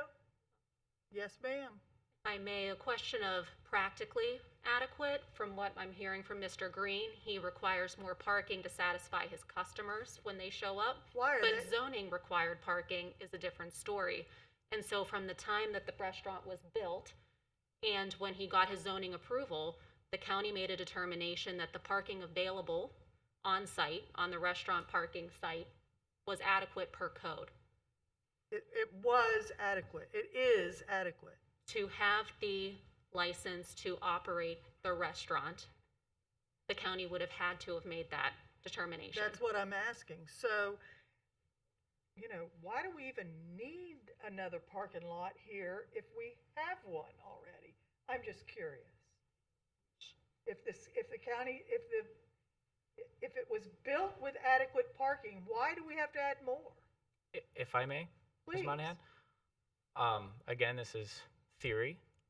Number one, the building was built in '89, so obviously from then to now, the population's grown tremendously. And keep in mind, I'm right on the Martin and St. Lucie County border with relatively decent access from Fort Pierce and Vero coming right down the island. But So, you can only put X number of people inside your restaurant at any one time. yes, that's absolutely right. And I think that we just do a better job at maximizing our seating capacity because of things that have evolved in restaurant technology, such as Open Table. I can turn my tables. We've been named top 100 in the country on That's 4 all occasions. laudable. I'm No, but very it makes happy us for you. it makes us a destination restaurant and makes us But you busy. still can only fit X number of people inside, no matter how wonderful it is. My question Correct. is, why do you need extra parking at all Because- if your restaurant has X number of seats and you're allowed to have X number of people? I would think that the county says that you have enough parking. The So why do previous- we have so much overflow? The I previous, don't get it. I'm trying to answer. The previous operators weren't full. They weren't busy. That's why. So But the county, I would think, would. Yeah, the Okay, question the is restaurant how be did the county full. come to that calculation? Yeah. I mean, why would the county? There's one question here that I think I need to ask in the middle of this, and not to, and I would ask you for this. The original permit, when it started out and you had this, and we're talking about, was the permit and the parking on the east side or the west side of the road? The original permit. from 1989, that I don't. I know it's a county. But I mean, you have the restaurant, you park around your restaurant, right? Yes, Or sir. do you park across the street? We park in the restaurant in front of the Okay, restaurant. so across the street is actually extra parking that we're speaking of here. Yes, sir. Okay, so when you get your permit, or when the permit, no, I say you, Right. in generalities, when you get your permit, you got the permit for the restaurant and that parking. Right. And it's fantastic that you're doing better. I'm very happy for Thank you you. and all that. The only thing, so then when that happened and you grow and you build, you have to expand. And so obviously, you somewhere along the line where this created, you expanded through whomever or however you went across the street. Well, when you expand and go across the street, there's certain things you have to do when you get there. And it appears like those are the things that we're talking about Well, today. the question is, it may not be him, Mr. Green, that expanded. It could, what was the original site plan? Was the restaurant saying, I don't know. here's this, here's parking, here's property, you can park here too? So without looking at a history going all the way back to this thing is built, we're spinning our wheels, and I think we're wasting time here I agree. because Right. we've got this issue in front of us. I agree. Go ahead. Let's move on and come to a conclusion because we can argue this until the cows come Well, home. it just seems to me that if you have a restaurant that seats 25 people and the county determines that you need a parking lot that holds 25 cars, I'm just guessing here, they would have built said building planning to have 25 people in the restaurant driving 25 cars, okay? Yes, but But when did the restaurant decide all of a sudden to start seating 100 people in the restaurant and then would need parking for 100 cars? but what were the But my rules when that was point- built, Peggy? My point is that whether they did this or not, they're the people that own the restaurant are the ones that decided they could feed 100 people instead of 25. And that they were the ones that decided they need parking places for 100 cars. Right. So, like you said, if they need to expand if they expand the restaurant and they want to expand their parking, they just don't go pick a random parking lot, a random empty lot somewhere, and decide that's where they're going to park. If you're going to expand your business, you have to expand your footprint. You have to expand what you're needing, is what I'm trying to say. I understand. So I think this whole Yeah. thing is stupid. Let's go forward. With all due respect, Ms. Monahan, I opened in September, and by November there was a complaint about parking. So we didn't expand; we just did our job really well. Okay. Okay, well, that's great, but the fact is you need more parking than what you have. I agree. So if you need more knives and forks to feed your people, you go out and you buy more knives and forks. And if you need more parking spaces, then you go out and you settle what needs to be done to come up with the parking places. And we did in the fact that we did what the prior two operators Well, back I'm from not talking about 1999 prior did to that. Or No, that's- anybody, I'm That talking was- about you. This is your restaurant. This is your problem. And this is this EFTX. The two of you need to get together and solve the problem. This is an hour and 20 minutes I'll never get back again. Me neither. Okay, Ms. Monahan. Are you going to read the motion? If you people would like me to read the motion, I will. Is that the wish? Please. I hereby move in reference to case number 103375 that the Code Enforcement Board make the following determination. After hearing the facts in this case, the testimony, and the report of staff, that the violation previously committed has been repeated, and having considered the gravity of the violation, the actions, if any, taken by the violator to correct the violation and any previous violations, we make the following determination. A fine of $500 per day shall be imposed for each day the violation exists, starting August the 15th, 2020, with a maximum fine not to exceed, with a maximum fine of no cap. Just solve the problem. Second. Okay, there's a second by Ms. Pancoast.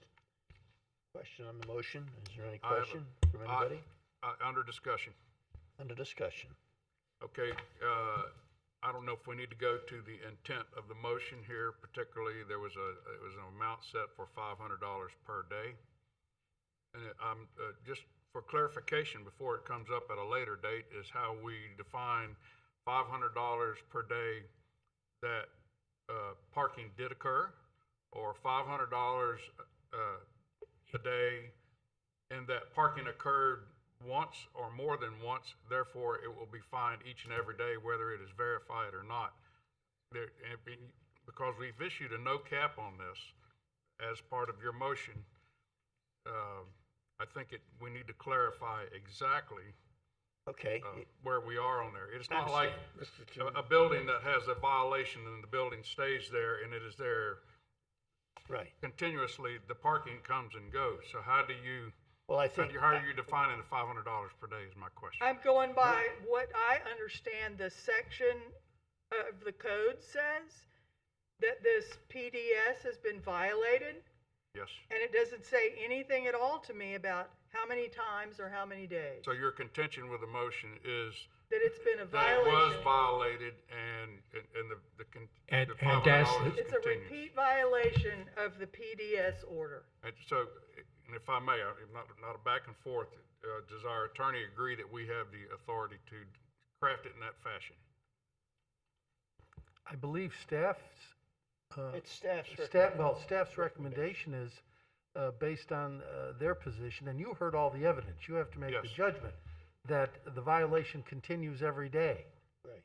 regardless of whether they're out there or not, and that the violation will continue every day until they have evidence of abatement. Mr. Chairman, Yes. as the seconder of the motion, that is my intent. Okay. All right. Very good. Absolutely. And Going Pete's forward got a from- question over here. Mr. I Nutt. just, Yes, sir. I just am convinced that the violation occurs because the sign is out there. Whether they Well, if park we them have evidence that it's occurring, yeah. and, Okay. it's a very easily solved problem. Okay, folks. All right. I'm looking for roll call, please. Mrs. Monahan, Yes, ma'am. Mr. Fogg, Yes, ma'am? Mr. Taylor, Yes, ma'am. Mr. Murdoch, No, ma'am. Mr. Pancoast, Yes, ma'am. Mr. Spataro, Yes, ma'am. Mr. Waters, No, ma'am. Okay, folks. Thank you very much for being here. And Thank you, ladies and yes, gentlemen sir. of the board. Thank you. Mr. Green, thank you very much, sir. Thank you all.